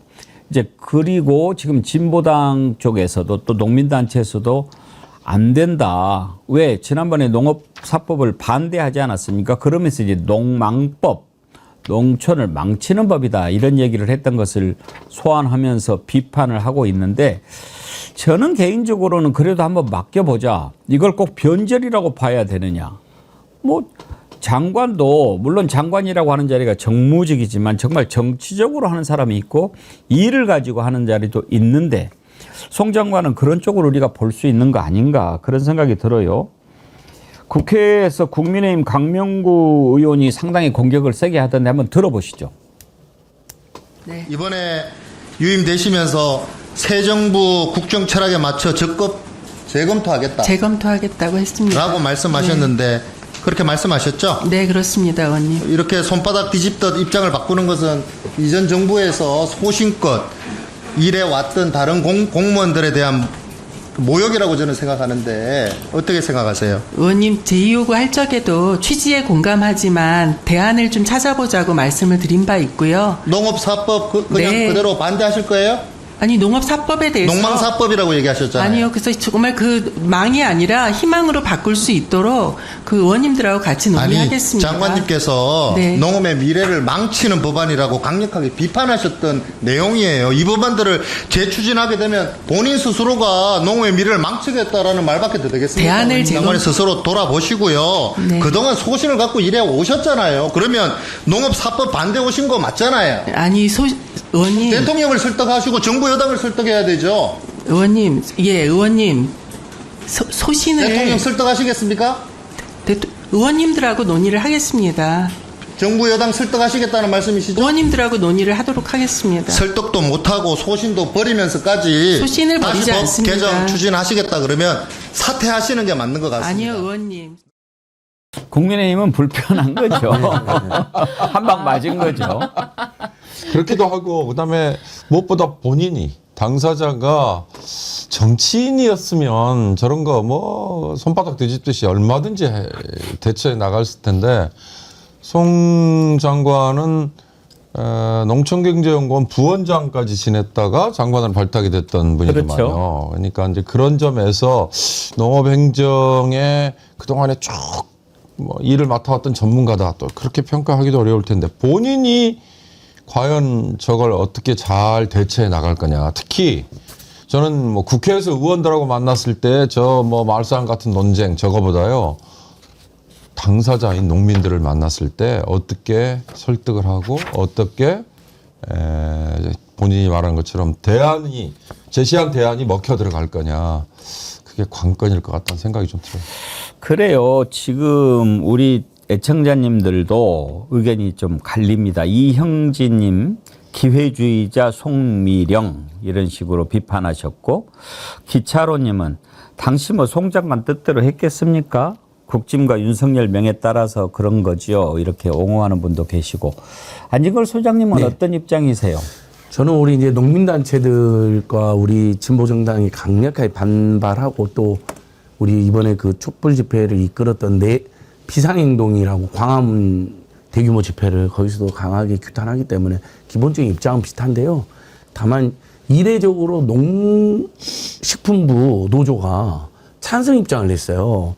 근데 국가공무원 노조 소속인데 굉장히 진보적인 노조거든요. 그래서 제가 쭉 읽어보니까 그런저런 지적이 있는 게 맞는데 그래도 직원들이 또는 노동조합이 지적을 했을 때 마음을 열고 토론해 온 몇 안 되는 장관이었다는 겁니다. 그런 면이 있다면 그것을 이재명 대통령도 상당히 고려했겠구나. 그래서 저도 굉장히 우려하고 있지만 그 해당 노조가 제일 잘하잖아요. 그 장관 행태에 대해서. 그것도 진보적 노조가 찬성한다는 이유가 있고 그다음에 또 하나만 예를 들면 그 비상계엄 때 현장에서 막지 못했지만 자기가 못 막은 걸 가장 후회하고 심지어 장관된 것을 후회한다라고까지 강하게 성토하더라 비상계엄을요. 그런 면에서 일말에 또 양심도 있는 사람이었구나 이러면서 조금 저는 생각이 왔다 갔다 합니다. 근데요, 국민의힘이 만약에 이번에 그렇게 안 했으면 맨날 그 사람만 심는다고 또 그랬을 거예요. 코드 인사했다고 난리죠. 무조건 시비를 거는 겁니다.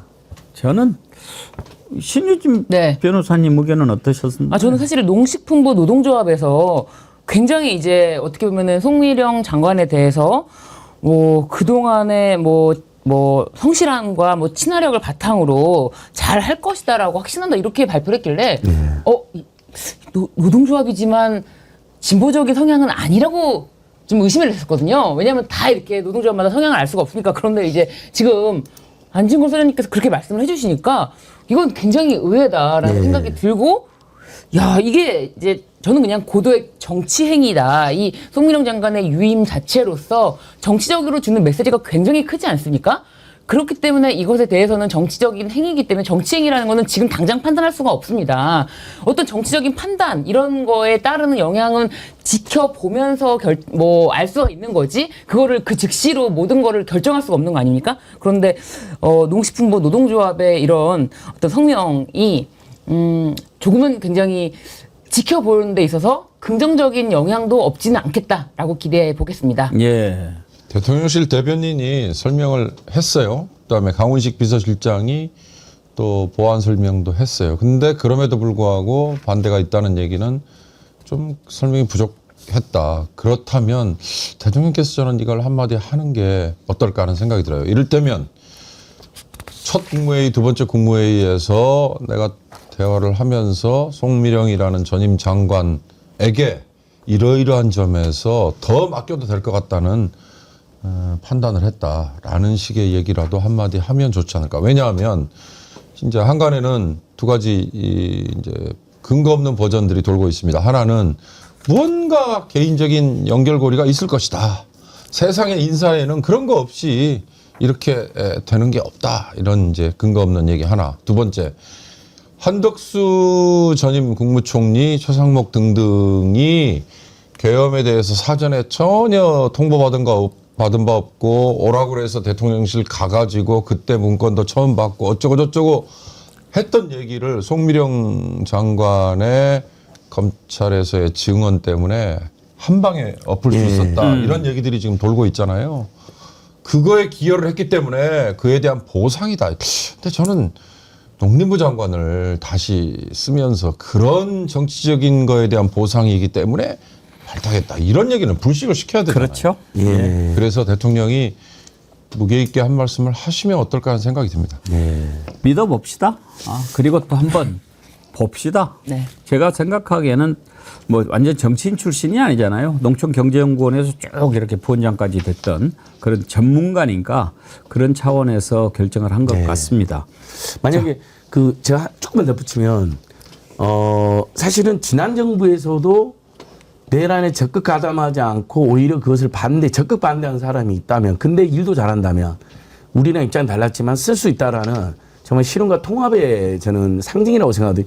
근데 그러면 이송민 장관이 진짜 그런 노력을 해줘야 됩니다. 농민단체도 만나고 반대하는. 그 다음에 농업 이슈 오면 농업 비리를 이야기하는 농민들과 시민들이 너무나 많습니다. 이러면 진짜 새 정부 기대에 맞게 농업 비리 같은 것도 한 번에 정말 제대로 좀 수술해서 국민들 기대에 부합해야 되지 않을까요? 예. 그럼 좀 더 평가가 달라지지 않을까 싶습니다. 알겠습니다. 오늘 1부는 여기까지 하도록 하지요. 자, 서영교 의원님 어서 오십시오. 기다리고 있습니다. 안녕하세요. 저는 오늘 서영교 의원님이 네. 무슨 옷 입었는지 진작에 알았어요. 어떻게 알았게요? 어떻게 알았게요? 아까 텔레비에서 보셨군요. 그렇지요. 자, 보셨군요. 안 보인다 내 색깔. 투명인간. 네. 원래 이게 네. 뒤에 크로마키 배경이 파란색이라서 네. 파란색 옷을 입으면 네. 뒤에 있는 배경이 거기에 이제 차에 또 다른 색 옷 들어가는데 다른 옷이 있습니다. 아니 고칠 수 있어요. 그래요? 한번 근데 오늘 일단 고치기 전까지는 네. 투명인간 모습. 투명인간으로 제가 이런 사람입니다. 제가 투명인간의 능력을 갖고 있어요. 그러게요. 이렇게 하면 돼요. 보이고 예. 몸은 안 보이고. 이렇게 하면 돼요. 예. 예. 그러면 되고. 색깔이 잘 어울리네요. 네. 예. 근사하십니다. 네, 근사하네요. 먼저 지난번 원내대표 경선 낙선 한 표 차이로 떨어지셨다고 하던데 참 아쉽네요. 네. 됐으면 좋았을 텐데. 됐으면 근데 네. 우리 정칠번지 자주 못 나오셔서 아쉬울 뻔했어요. 네. 아니 누가 저에게 문자를 보내서 졌지만 이긴 거다 이렇게 얘기를 하더라고요. 그래서 그게 제일 큰 위로가 됐고. 예. 그리고 많은 분들이 저를 지지해 주셔서 너무 감사드린다는 말씀드리고 또 안 되고 나니까 이 약간의 여유가 생겨서 이렇게 좋을 수가 이런 생각이 들었어요. 네. 지금 원내대표가 되는 순간 당대표에 대한 직무대행도 같이 겸하고 그렇죠. 얼마나 무겁고 힘들죠. 법사위원장을 누구 시키느냐 갖고도 난리가 났고 뭐 이런 상황이라서 그 어깨에 짐을 김병기 의원이 고스란히 지고 있는데 제가 옆에서 지원해주고 저는 또 약간 미안하지만 행복한 건 약간의 여유가 생겨서 국민들도 볼 수 있고 이렇게 정어리 TV에 나올 수도 있고 숨도 좀 쉴 수 있고 그래서 너무 좋아졌습니다. 역시 우리 서 의원님께서 서 의원님 마이크가 잘 안 들린다고 그러는데 이제 괜찮습니까? 예. 제가 너무 작게 했나요? 목소리를 크게 사실 서 의원님은 마이크가 필요 없는 분이신데 그래요. 뭐 또 그렇게 말씀해 주시니까 오히려 우리도 마음이 편안합니다. 네. 좋습니다. 괜찮습니다. 법사위원장 누가 하냐 뭐 이렇게 막 하는데 그러면은 상임위도 이제 바뀝니까? 상임위가 지금은 바뀌지 않습니다. 원래 상임위는 2년으로 계약이 돼 있다고 보시면 되고요. 그래서 뭐 법사위원장을 국민의힘이 내놓으라 마라 하는데 그 상임위원장 가지고 협상은 사실은 2년까지는 유효하기 때문에 더 얘기할 것이 없는데 기회는 요때다. 그리고 법사위원장을 내놓으라 그러는 거고요. 그럼 지금 바꿀 때도 아닌데 내놓으라는 거예요? 바꿀 때가 아닌데 내놓으라 그런 겁니다. 그건 말이 안 되죠. 나는 또 바꿀 때가 됐다고. 아닙니다. 그것도 아닌데 내놓으라는 거예요. 너네가 여당 됐으니까 내놔라. 그러니까 바꿀 때가 여당 되고 이렇게 내놓으라 할 때도 바꿀 때나 가서 이야기하는 거지. 바꿀 때가 아닙니다.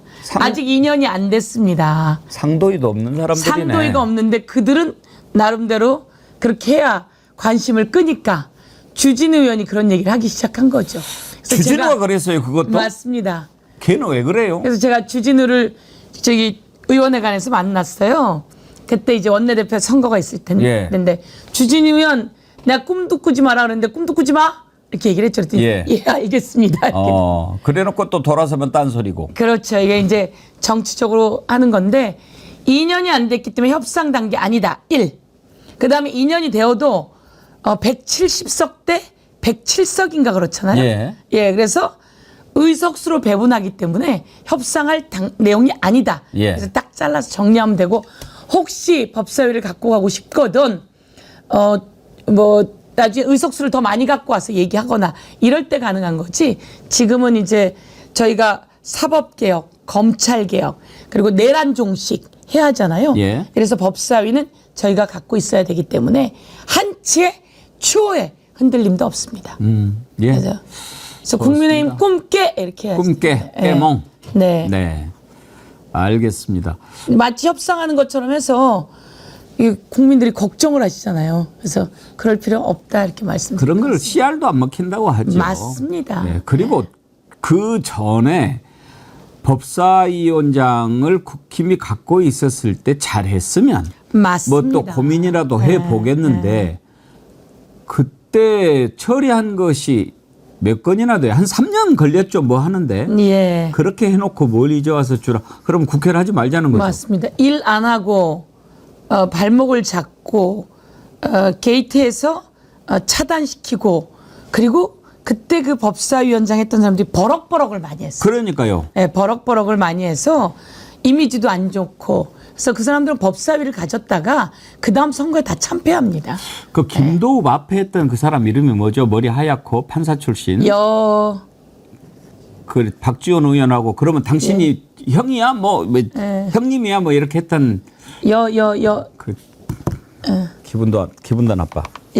뭐 있습니다. 그 사람이 해서 국민의힘은 그 법사위원장 때문에 타격을 많이 받은 사람입니다. 오히려 그랬을 겁니다. 그래서 법사위원장을 하려면 우리처럼 잘하면 됩니다. 근데 알겠습니다.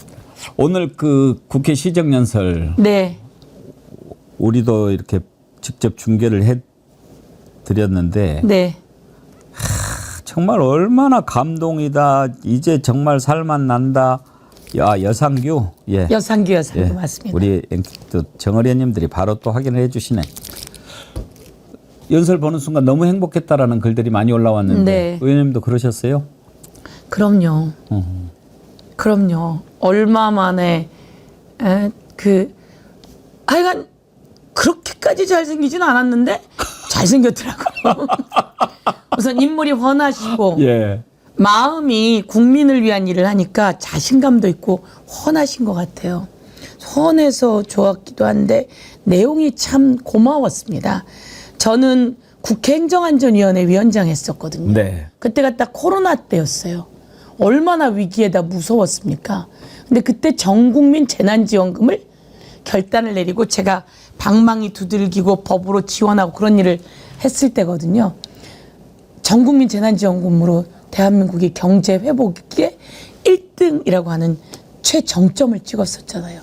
너무 어렵다고 다 난리였거든요. 근데 그게 오면 마중물이 돼서 사람들이 숨을 쉬는 거죠. 그러니까 저는 전국민 재난지원금의 필요성을 사실 항상 이야기했고 이재명 대통령 후보가 당대표 시절에 저하고 최고위원을 같이 하셨잖아요. 항상 이야기한 게 저랑 딱 맞는 게 그거였습니다. 그래서 제가 원내대표 후보로 있으면서 전국민 민생회복지원금이 필요합니다.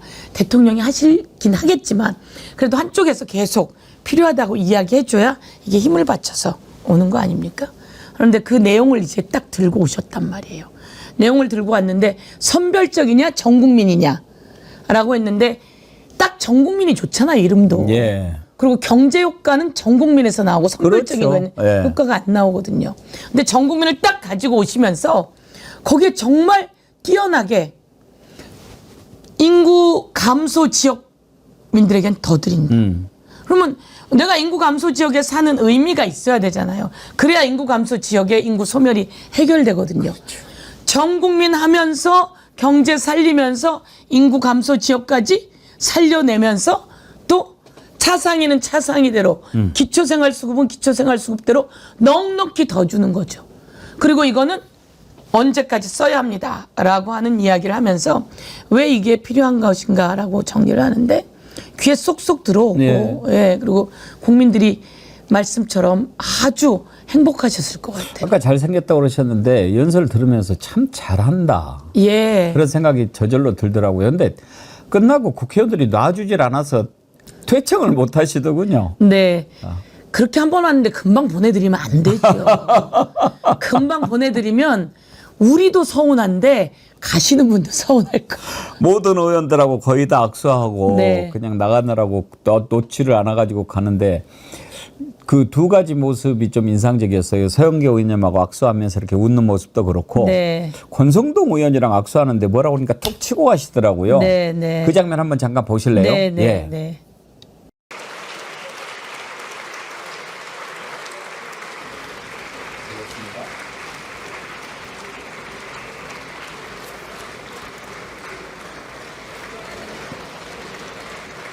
나경원 의원인가요? 네. 예.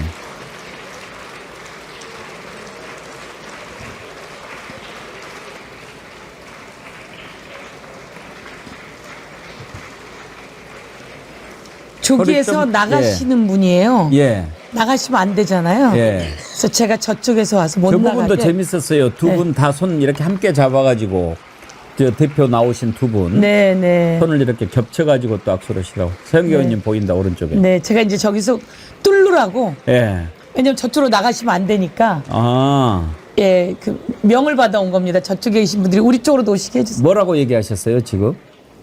방금 뭐라고 얘기하시던데? 보고 싶었다 그러신 것 같은데요. 그러셨어요? 그럼 그런 미러를 속삭이셨단 말이에요? 그럴 리가 있겠습니까? 그건 아니고요. 예. 그 사실 이제 거기로 제가 갔던 이유는 그 나가는 문이에요. 입구니까 거기서 하고 이 사람들이 악수를 하려고 기다리고 있다 이쪽으로 나가시게 되잖아요. 예. 그러니까 제가 거기를 뚫어서 아. 이쪽으로 오시게 해서 이제 이쪽에 있는 분들하고 마저 다 악수하시게 그렇게 하러 간 거고요. 저를 보고는 뭐라고 하셨을까요? 뭐라고 했는지 궁금한데요. 아까 저 보시고 하신 말씀. 아, 예, 오늘 의상이 아주 좋은데요. 그런 말씀하셨구나. 네, 제가 오늘- 이렇게 입은 어. 최고위원 때 이제 제가 입었던 것들을 많이 보셨으니까. 예. 네, 그래서 오늘 의상이 띄었어요. 아주 좋으시고 보기 좋으십니다. 이렇게 그러셨군요. 얘기하셨어요. 네. 그 나경원 의원이 뭐라고 한참 길게 얘기하던데 뭐라고 네. 그랬을까요? 그 사람들은 불만 제기하는 거죠. 네. 그 제가 보기에는 권성동은 그 얘기했다고 방금 본인이 밝혔어요. 기자들한테. 기자들이 뭐라고 그랬냐고 물어보니까 네. 김민석 총리 시키면 안 된다고 이야기했대요. 그러니까 알았어 그렇고 이제 했는데 두 분이 잘 알죠? 잘 알죠. 학교 같이 다녔고. 예, 같이 다녀서 예. 예, 잘 알면서 그 말할 때마다 뼈가 있고 예. 예. 그런데 뭐 권성동 의원이 대패했죠. 그렇죠. 윤석열이 권성동을 망가뜨렸고 권성동이 또 윤석열을 망가뜨렸고 이렇게 해서 제가 경고합니다. 네. 김수희 님이요. 서영교 의원님 오늘 대한항공 승무원 복장. 그러고 보니까 그러네요. 네. 이번에 비대위원장 안 되셨어도 비대위원장이 아니고 원내대표시거든요. 네. 아직 기회가 많으니 이재명 네. 대통령님 많이 도와주세요. 부산에서 응원합니다. 그러셨고요. 흑수저님, 서영교 의원님 관행보다 국민이 먼저입니다. 이재명 정부 성공을 위해서라도 법사위원장 꼭 해주셨으면 좋겠습니다. 이렇게 바라는 분들이 많이 계시네요. 예. 법사에서 활약하는 거를 국민들이 다 봤기 때문에. 네. 관행은 알고 계시네요. 예. 그런데도 저보고 하라 그러시는 거네요. 그러니까요. 네. 좀 힘들지만 하실 의향이 있으십니까? 아니 국민들께서 이렇게 원하신다면 당연히 할 수 있는데 그래도 또 제가 이제 법사위원장을 하지 않더라도 그 역할은 할 텐데 법사위원장이 너무 중요한 자리라서 예. 아마 일을 잘할 수 있는 사람을 잘 찾았을 겁니다. 예, 제가 잘 찾아야 된다고 누누이 우리 또 김병기 원내대표께도 말씀드렸고요. 예, 잘 찾으셨을 겁니다. 근데 또 나한테 연락 오는 거 아닌가 모르겠는데 아직은 연락이 없습니다. 이재명 대통령 관련해서 한 가지만 더 짚어보고 다른 네. 현안으로 좀 넘어가겠습니다. 이제 취임한 지 한 달도 안 됐는데 너무나 바쁘게 움직이지 않습니까? 네. 한 달 돼가지고 취임 한 달 기자회견도 검토하고 있다 그런 얘기도 들리더라고요. 네. 춘추관장도 하셨는데 네. 대통령이 이렇게 그 비행기에서도 하는 걸 보고 그러는데 이제는 기자회견하면 기자들 모습도 이렇게 보여준다는 거 아닙니까? 찍겠다는 거 아닙니까? 진짜로 제대로 된 기자회견도 한번 좀 봤으면 좋겠어요. 네, 네, 네. 잘할 겁니다. 그렇죠? 그러니까 이재명 대표가 되시고 제가 최고위원 되었을 때 그날 딱 배운 거, 그 영향력 있는 유튜버들이 같이 들어옵니다. 기본 방송도 있지만 그래서 이 당 대표와 함께 최고위원 회의를 기존 방송은 그 한 10초짜리, 20초짜리만 따서 방송이 나오잖아요. 근데 이제 기본 그 시민들의 방송을 통해서 내내 나올 수 있게 열어두신다는 거죠. 그래서 정어리 투비가 오셔서 그게 1시간 정도 한다면 1시간을 다 나올 수 있게 한다든지 그런 데서 훈련이 너무 되어 있어요. 그리고 그 방송을 하는 과정에도 국민께 다가가는 언어로 얘기하는 거죠. 지금 국민이 들으신다고 생각하고 국민께 다가가는 언어로 국민이 지금 절실한 게 무엇인지를 이야기하고 싶어 하세요. 근데 그것이 한 저랑 최고위원 하는 동안 다 성공했고 지금은 언론인들하고도 하시지만 이게 국민들에게 제가 전달하는 거 잘 전달되었으면 좋겠습니다. 이런 취지로 하기 때문에 제가 보기에는 잘 하실 거고 말씀처럼 기자 회견을 30일 만에 준비하고 계신다. 예. 근데 아직 30일이 안 됐나요? 대통령이 되신 지? 30일 안 됐죠. 2월 4일, 7월 4일이 돼야 되니까. 네, 참 그래서 대단한 거죠. 엄청난 일이 있었던 것 같은데 아직 30일이 안 됐네요. 근데 제가 보기에는 어제 다니신 곳만 해도 소록도 갔다 오고 예. 무안공항 갔다 오고 네. 도대체 어떻게 저렇게 빨리 움직일 수가 있지? 아이. 그리고 오늘 시정연설 준비하고 1박 4일 그 예. G7 회의 갔다 오는 거 보십시오. 참 이제 건강도 보통 건강이 아니시고 저는 서영교 의원님만 대단한 줄 알았는데 이재명 대통령 더 대단하신 것 같아요. 저는 사실 서영교 의원님 좀 놀란 게 네. 기자 출신도 아니셨는데 춘추관장 그렇게 잘하셨죠. 네. 검사 출신이나 판사 출신도 아닌데 법사위에서 그렇게 잘하시죠. 네. 참 서영교 의원님 볼 때마다 저분의 매력은 도대체 어디서 나오는 거나 궁금할 때가 많아요. 너무 감사합니다. 제가 또 잘하는 거 있어요. 지역구 잘합니다. 이번에 또 틈새 원내대표 자랑. 안 돼서 지역 구민들이 마음이 많이 아프신데 제가 자주 볼 수 있어 더 좋아요. 그랬더니 좋아하셨어요. 근데 이게 뭐냐면 이재명 대통령께서 얼굴이 훤하다 그랬잖아요. 제가 보니까 행복하신 거예요. 예. 당신을 뽑아준 국민들을 위해 일한다는 것 자체가 예. 너무 행복한데 제가 나중에 꼭 한번 해보셨으면 좋겠다라고 제안하고 싶은 것은 네. 선출직 행복합니다. 어. 국회의원이 행복합니다.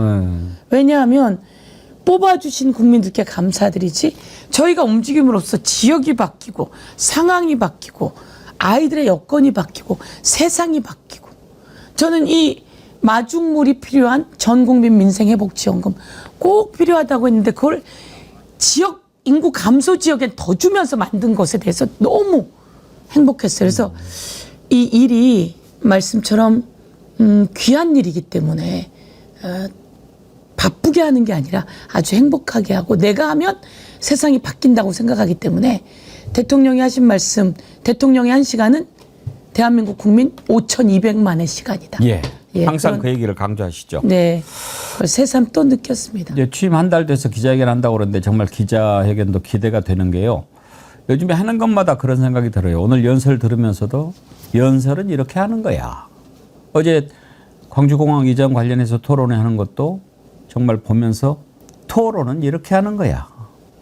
이제 기자회견도 그래 기자회견이란 바로 이런 거지. 이걸 또 국민들이 느낄 걸 생각하니까 너무 기대가 되고 국정은 이렇게 하는 거야. 이거를 직접 몸으로 보여주는 대통령 우리가 이제 맞이하게 됐다라고 하는 게 너무 아우, 기뻐요. 감사합니다. 예. 좀 그 대통령 만들어 주셔서 감사합니다. 국민이 만들어 주셔서 너무 감사합니다. 자. 세상을 바꿔 주셨어요. 3년 만에. 꼭 정말. 성공해야 합니다. 예. 예. 그래서 네. 대통령 또 국회, 국민, 정부 다 좀 아참 그 이번에 송미령 장관 유임시켰잖아요. 네. 당 내에 처음에 좀 쇼크 먹지 않았습니까? 저는 쇼크입니다. 아직도 쇼크입니다. 아직도. 예. 그러면은 대통령의 뜻은 있을 텐데 예. 저는 쇼크고요. 예. 그러나 대통령의 뜻이 무엇인지 국민들이 아 저게 또 넓은 정치야라고 국민들이 보시게 되는 계기가 된다고 생각하고요. 제가 송미령 장관에게 제가 하고 싶은 얘기가 있습니다. 예. 제가 법사위에서 송미령 장관을 만났어요. 양곡관리법 예. 관련해서 그게 농업을 망치게 하는 법이다라고 너무 소신껏 얘기해서 제가 아주 문제 제기를 세게 지적했었거든요. 예. 예.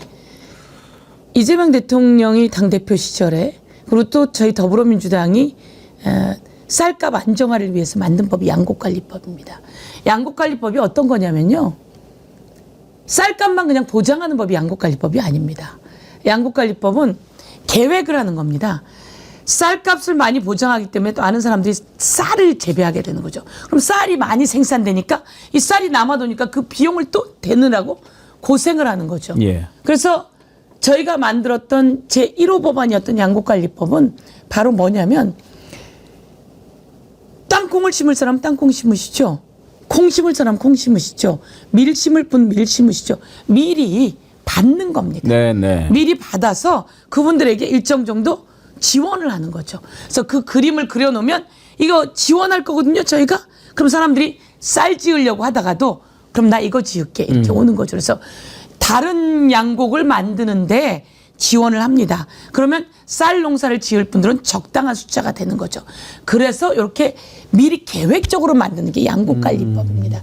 그게 박근혜 때 했었는데 못하고 문재인 대통령 때 했는데 한시법이었어요. 3년만 한다. 그래서 3년만 하고 고디를 못했단 말이에요. 그러니까 이제 농민들도 너희 때 완전히 했어야 되지. 그렇지만 어떻든 3년을 했단 말이에요. 그러니까 이번에 그 이재명 대통령 후보가 당대표 시절에 제가 최고위원으로 농촌에 갔는데 전부 다 쌀값을 보장하라 해요. 그래서 그때부터 공부를 하기 시작한 거죠. 그래서 만들어진 것이 그렇게 되는 겁니다. 미리 다른 양곡을 할 수 있게 신청을 받고 지원한다. 그럼 쌀도 일정량이 될 것이다. 그렇다면 굳이 쌀을 크게 보상할 필요가 없이 전체적으로 비용이 덜 든다. 이게 양곡관리법. 예. 그런데 마치 그런 게 아니라 그냥 무작정 쌀값을 보장해서 쌀값만 많이 나오게 되고 대한민국을 망치는 법이다. 이렇게 얘기했던 것에 대해서 저는 자기 말로는 이제 좀 과도했다 이렇게 사과를 하긴 했지만 그때 아주 세게 말했기 때문에 그 부분에 대해서 확실하게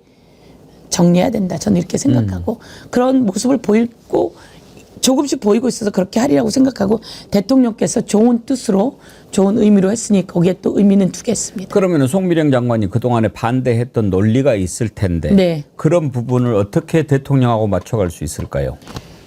반대했던 논리가 내놓은 논리가 그겁니다. 예. 제가 아까 말했던 양곡관리법은 다른 곡물 재배를 미리 받고 지원하고 그리고 쌀값은 손해를 보지 않게 보장하겠다 이런 법입니다. 네. 그런데 앞에 내용 다 없애고 쌀을 많이 생산하게 해놓고 그 쌀값을 또 무조건 보장하자 이러면 망가지는 법입니다. 이렇게 얘기를 한 거죠.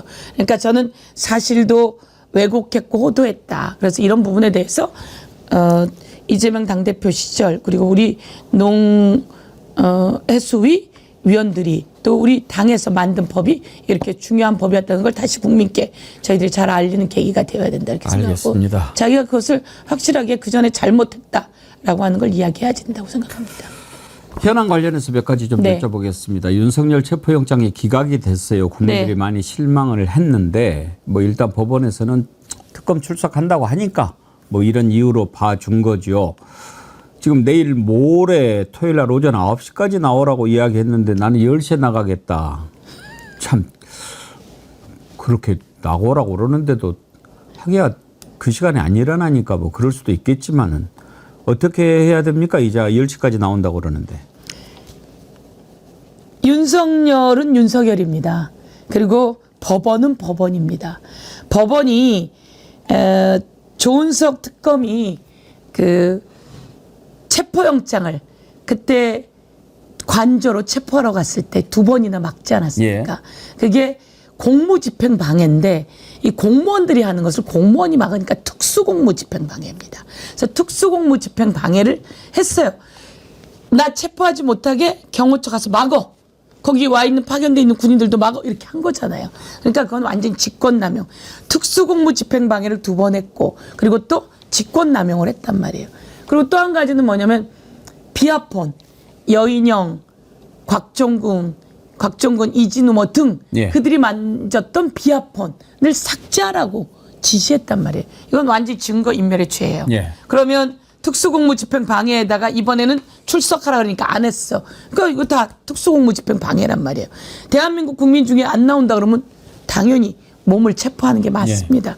그래서 거기다 비아폰, 증거인멸, 그리고 직권남용 다 했기 때문에 이것은 체포영장 발부가 맞습니다. 법원이 체포영장 발부하지 않은 것에 대해서 저는 아주 심히 깊은 유감을 표합니다. 법원이 조의대 법원이에요. 직위원회 법원이고요. 거기에서 지금 법원이 이렇게 하는 것은 역사가 평가할 거라고 생각하고 내란범입니다. 내란범을 풀어줬는데 그 내란범을 구속영장 칠 때 넣지 않았던 그 내용을 다시 추가 기소해서 구속영장을 쳤는데 그거를 기각시킨다? 있을 수 없는 일이죠. 우리는 윤석열이 나온다고 하니까 라고 이쪽에서도 얘기하지만 저는 법원이 잘못했다고 생각합니다. 내란범입니다. 지금 외환해제까지 있고요. 그자로 인해서 경찰과 경호가 전부 다 의무에 없는 일들을 하게 된 아주 중대한 범죄자예요. 저는 당장 즉각 체포할 수 있게 체포영장 발부해야 된다 이렇게 생각하고 그런데 어떻든 법원이 기각을 했어요. 그래서 법원에 대해서 심히 깊은 유감을 표하고 법사위에 대해서 이에 대해서 확실하게 따져보겠습니다. 그리고 국민의 목소리를 전달하겠습니다. 그런데 또 한술 더 떠서 9시가 아니라 10시에 나오겠다? 정말 정신 못 차리고 미친 거죠. 저는 이런 자는 더 이상 반바지 입고 대한민국을 활보하지 못하도록 확실하게 구속시켜서 감옥에서 재판받고 감옥에서 처벌받게 해야 된다 이렇게 생각합니다. 혹시 말입니다. 지금 당연히 이자를 구속을 시켜야 되겠지만 토요일 날 특검에 와서 조사를 받으면 즉각 거기에서 긴급 체포하고 구속영장 청구하고 이렇게 해야 되는 거 아닙니까? 특검에서 바로 체포할 수가 있는지는 제가 잘 모르겠네요. 긴급 체포 같은 거 가능하지 않습니까? 제가 그거까지는 긴급 체포가 도망의 우려와 이런 것을 놓고 긴급 체포가 될 텐데요. 지금 상황으로는 제가 그거까지는 아직 체크를 못 해봤고 지금 상황으로는 내용이 아주 중대하기 때문에 좀 더 많은 내용들을 보강해서 체포영장이 다시 발부될 것이다. 저는 이렇게 생각합니다. 그리고 뭐 바로 구속시켜야죠. 뭐. 바로 구속시켜야죠. 법원이 구속영장 발부해야죠. 그래서 법원에 문제 제기를 해야 합니다. 그런데 나온다고 하니까 아니에요. 이자를 구속하려고 하는 것은 벌써 2번, 3번째 체포영장에 응하지 않았고 그다음에 체포영장에 응하지 않으면서 경호 군인들을 향해서 막으라고 지시를 했고 비아폰 삭제 내용이 있고 지금 훨씬 더 많은 내용이 나오게 될 겁니다. 저희가 추가 고발했거든요. 추가 고발한 것은 또 어떤 내용들이 있냐면 군내 블랙리스트도 만들어 놓았습니다. 그래서 그런 블랙리스트 만들어 놓은 거, 그다음에 노상원 수첩에 관한 거 이런 것은 체포영장, 구속영장에 들어가 있지 않습니다. 그래서 그런 내용까지 마저 더 넣어서 구속영장을 다시 청구하고 발부하게 해야 된다 이렇게 생각합니다. 국민들 부하만 돋구고 있는데 윤석열도 그렇고 지금 김건희도 3차례나 불응하면서 병원에 입원해 있지 않습니까? 그것도 곧바로 체포해야 되지 않습니까? 곧바로 체포해야죠. 병원에 있는 거 누가 왜 그러는지 우리가 모르겠습니까? 뻔한 일 아니겠습니까? 뻔할 뻔짜죠. 그 병원을 핑계 삼아 그 심신미약을 이야기하면서 체포영장을 막으려고 하는 거지만 대한민국 법이 그리고 대한민국 특검이 그렇게 만만하지 않습니다. 이런 그 형태를 띠고 체포를 부정하려고 했던 많은 자들이 바로 즉각 체포되었다라고 하는 사례가 있기 때문에 저는 너무나 무서운 일이 계속되고 있고 증거인멸이 계속되고 있기 때문에 윤석열과 김건희는 당장 다시 체포영장을 청구하고 체포시켜야 한다고 이렇게 생각합니다. 예. 네. 그나마 다행인 게 김용현 예. 네. 구속된 거. 구속영장이 발부되지 않았습니까? 예. 제가 김용현 방지법을 만들었습니다. 왜냐하면 대한민국은 구속이 6개월 되면 구속 만기로 풀려납니다. 예. 그런데 일본, 미국, 프랑스, 독일 이런 나라들 보면 풀려나지 않습니다. 중대한 범죄인 경우에는 그 구속 만기가 없습니다. 그런데 우리만 구속 만기가 있습니다. 그게 나쁜 경찰들이 나쁜 짓을 하고 인권 그렇죠. 문제가 있을 경우입니다. 그런데 내란범과 외환범에게도 그렇게 해야 될까요? 내란과 외환을 한 번의 재판 6개월 만에 끝내야 함에도 불구하고 이 직위원이 질질 끌고 있거든요. 그러면 구속을 연장하는 수밖에 없습니다. 그래서 제가 원래 구속기간이 2개월, 그래서 2개월씩 2번 연장할 수 있는데요. 구속기간을 6개월, 그리고 3개월씩 2번 연장할 수 있게 해놨습니다. 그래서 이번 김병기 원내대표도 그렇고 모두 다 통과시킨다고 해서 통과시켜 놓도록 잘하셨습니다. 예. 아주 잘하셨습니다. 예. 근데 지금 김건희 관련해 가지고 마약 관련된 얘기가 계속 나오지 않습니까? 네. 혹시 들으셨죠? 네. 어떤 내용입니까 지금? 제가 뭐 구체적으로까지는 잘 모르지만 들으신 것 좀 알려주세요. 아니 그것까지는 잘 모르겠고요. 제가 백혜령 마약을 예. 추적했죠, 제가. 그러니까요. 제가 기재위에 있었고 예. 인천 공항으로 들어올 때 이렇게 검색대가 있습니다. 이 검색대가 모자란다며 저에게 요청을 해서 제가 검색대를 늘리는 예산을 만들어 줬어요. 그래서 인천 세관을 불렀죠. 예. 세관을 불렀죠. 도대체 이게 무슨 일이냐. 마약을 몸에 칭칭 감고 들어왔는데 어떻게 검색대를 통과 안 시킬 수가 있느냐라고 했더니 의원님 검색대가 몇 개 안 돼서 미친 거예요. 그러니 인천 세관이든 세관이 그렇게 말하는 것도 말이 안 됩니다. 그럼 지금도 그럼 그렇게 생각하느냐. 검색대가 몇 푼 된다고 외국에서 오는 마약사범들과 이런 거를 당연히 검색대를 통과해서 찾아내야지. 그런데 어떻든 그렇게 검색대를 통과시키지 않고 그 마약사범이 들어와서 그러니까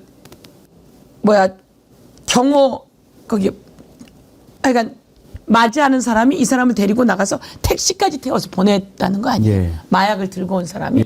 그랬을 때 이 내용을 수사한 게 백혜령인데 백혜령이 이 수사를 하는 과정 속에서 수사를 무마시키려고 했던 자가 하나 예. 있었고 그 조병로 예. 그 자의 뒤를 봐준 게 이종호였다. 예. 그럼 이 이종호랑 연결된 건 누구냐? 김건희다. 예. 그때 이종호가 V0 얘기를 합니다. 예. V1, V0를 얘기하는데 예. 그럼 V0였는지 V1은 누구냐라고 얘기했더니 그거는 김건희다라고 예. 얘기를 합니다. 그러면 이 과정 전체에 김건희가 연루되어 있는 것이냐. 왜냐하면 이종호 조병로가 있었기 때문에. 예. 그래서 이 얘기가 끊임없이 나온 거죠. 그런데 이 마약이 어디에서 온 거냐? 말레이시아에서 온 겁니다. 예. 말레이시아에서 오는데 74kg인가가 대한민국에 유통되었고 그것을 잡아낸 게 백혜령이고 말레이시아에서 오지 못하고 거기서 검거된 게 100kg입니다. 근데 말레이시아에서 누가 일을 하고 있느냐? 딱 여기랑 연결돼 있는 건 아니지만 김건희 오빠가 어떻든 말레이시아에 있다. 그러니까요. 여기까지가 지금까지 나온 이야기고 그 다음 나온 이야기가 이제 강릉 배에서 1000톤이 발견되었다는 얘기고 그 다음 나온 이야기가 평택에서 이제 평택이 터진다고 그러잖아요. 네, 평택에서 마늘 이야기가 나오는데 예.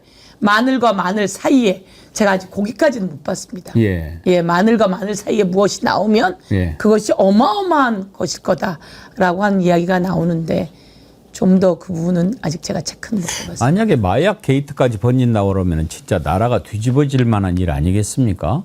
그런데 이제 최병 관련된 것은 우리가 이제 물론 수사로 다 밝혀지겠지만 지금 우리가 어느 정도 파악한 것은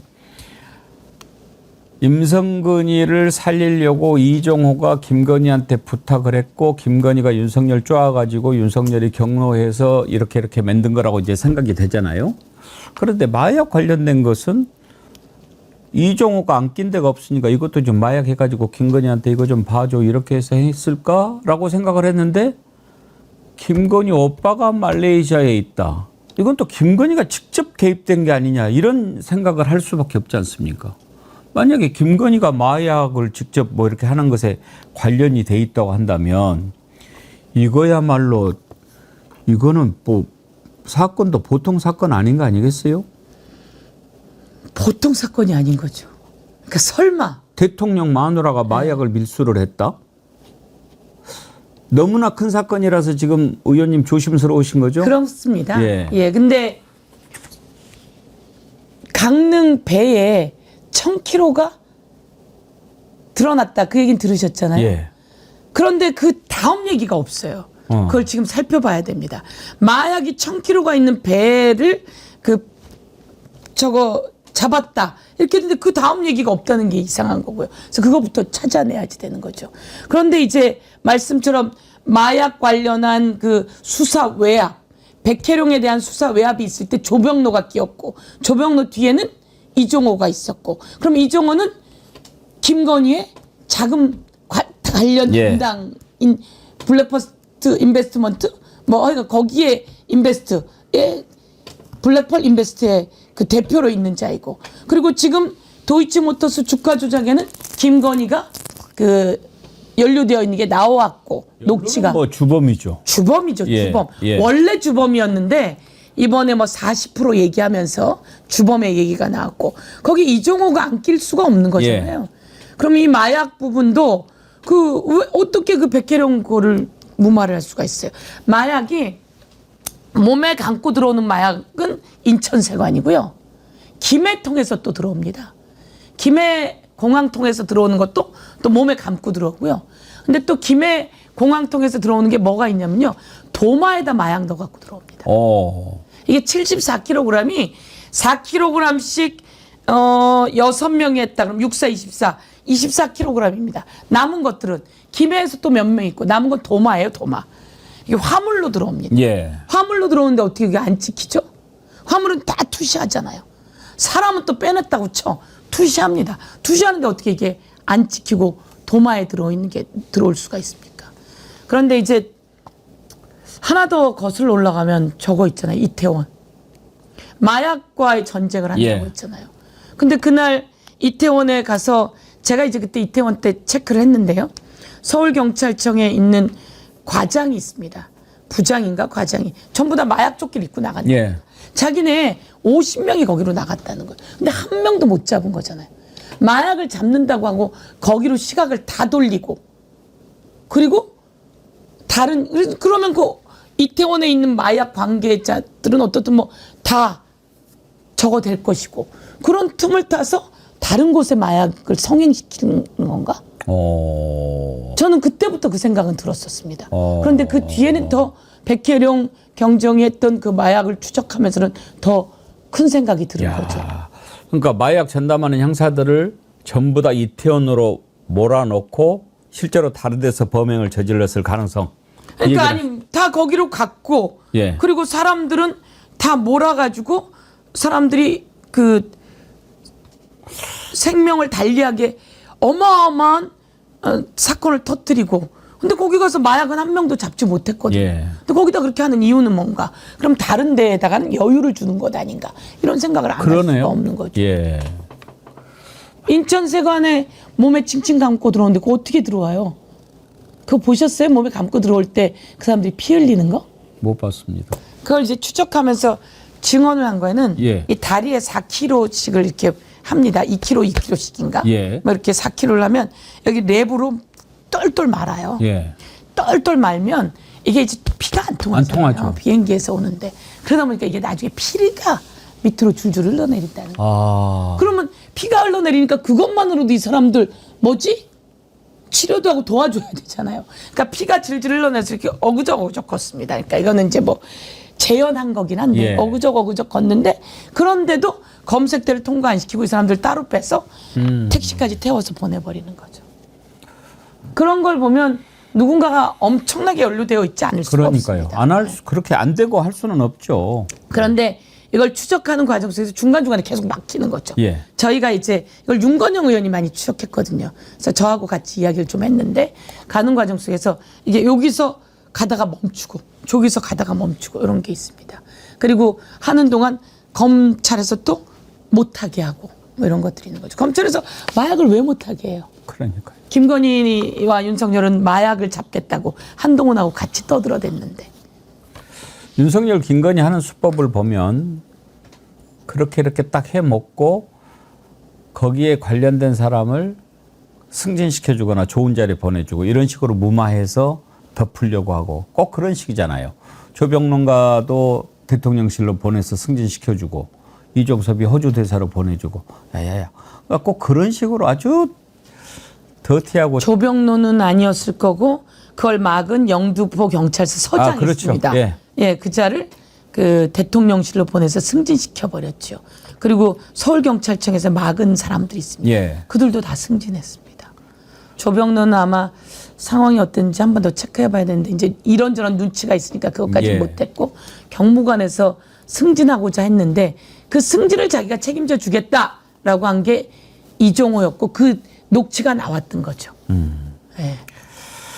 알겠습니다. 정말 새로운 세상에서 밝혀질 게 하나둘이 아닌데 끝으로 한 가지만 더 여쭤볼게요. 지금 제가 꼭 한번 밝혀내는데 네, 한번 힘을 쏟아 보려고 합니다. 밝혀주십시오. 예. 예. 그러지 않으면 대한민국 다 망가지게 생겼어요. 그럼요. 예. 아니, 새로운 세상 만들어야죠.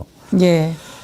끝으로 지금 대북 송금 관련된 것도 민주당에서 TF를 구성을 해서 좀 밝혀보겠다라고 하는 것 같은데 네.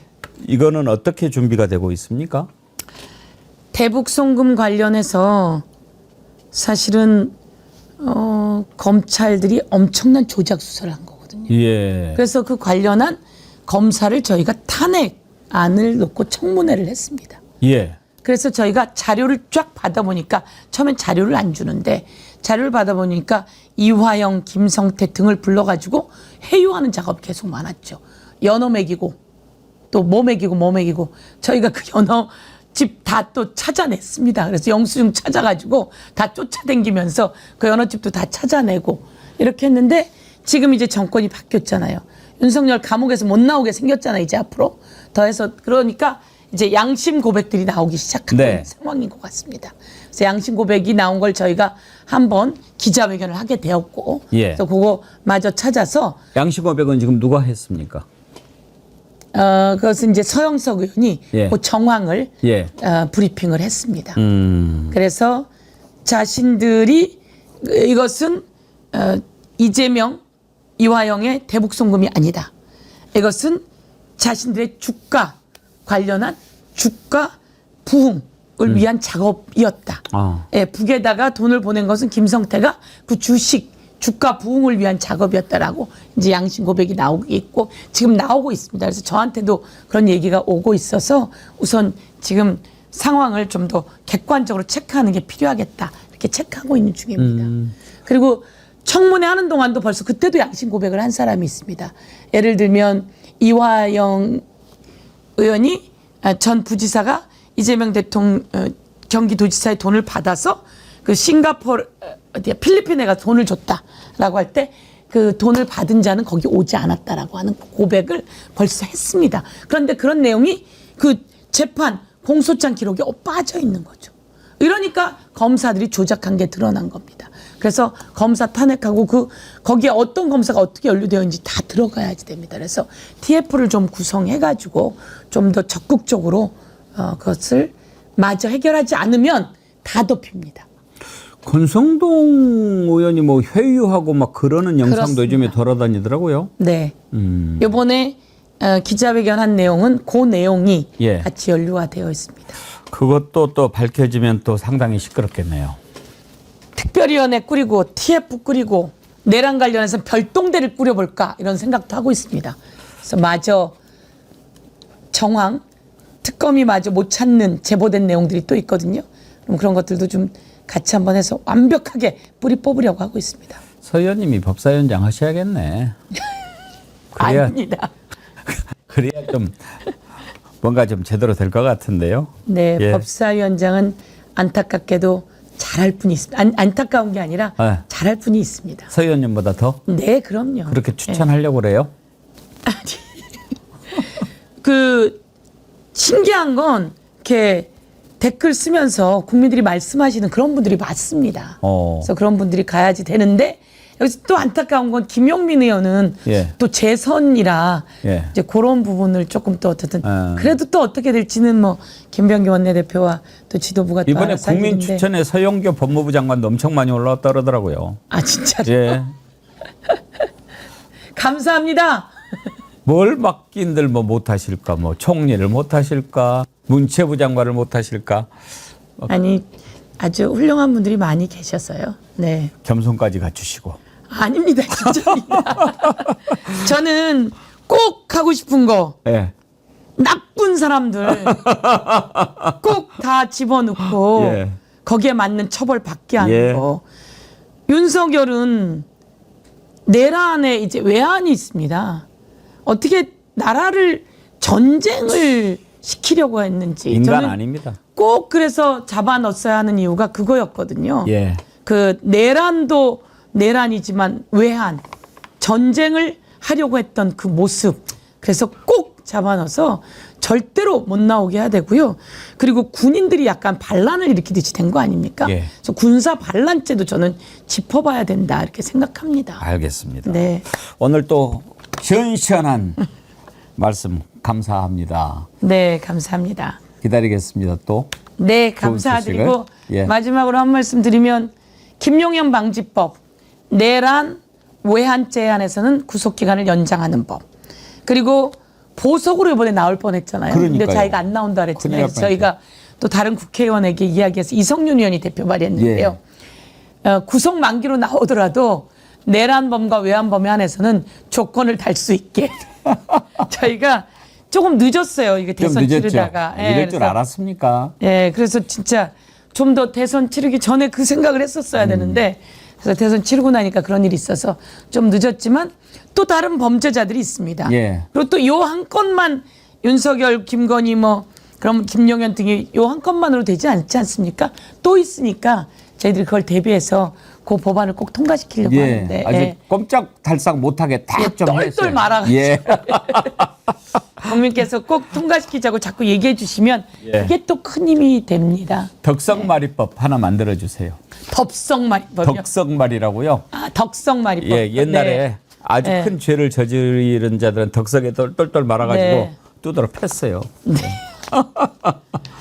오늘 고맙습니다. 똘똘 말아서 더 이상 예, 똘똘 나쁜 짓 맙시다. 못하게 하고 그들을 동조했던 자 그리고 그들을 혹여나 따라 배우려고 하는 자들에게는 확실하게 예방이 되게 똘똘 말아서 확실한 처벌 이렇게 해보는 게 제 소원입니다. 감사합니다. 네, 예, 그렇게 오늘 해드리겠습니다. 고맙습니다. 감사합니다. 예, 민주당의 서영교 의원님 언제나 씩씩하고 좋으시죠? 네.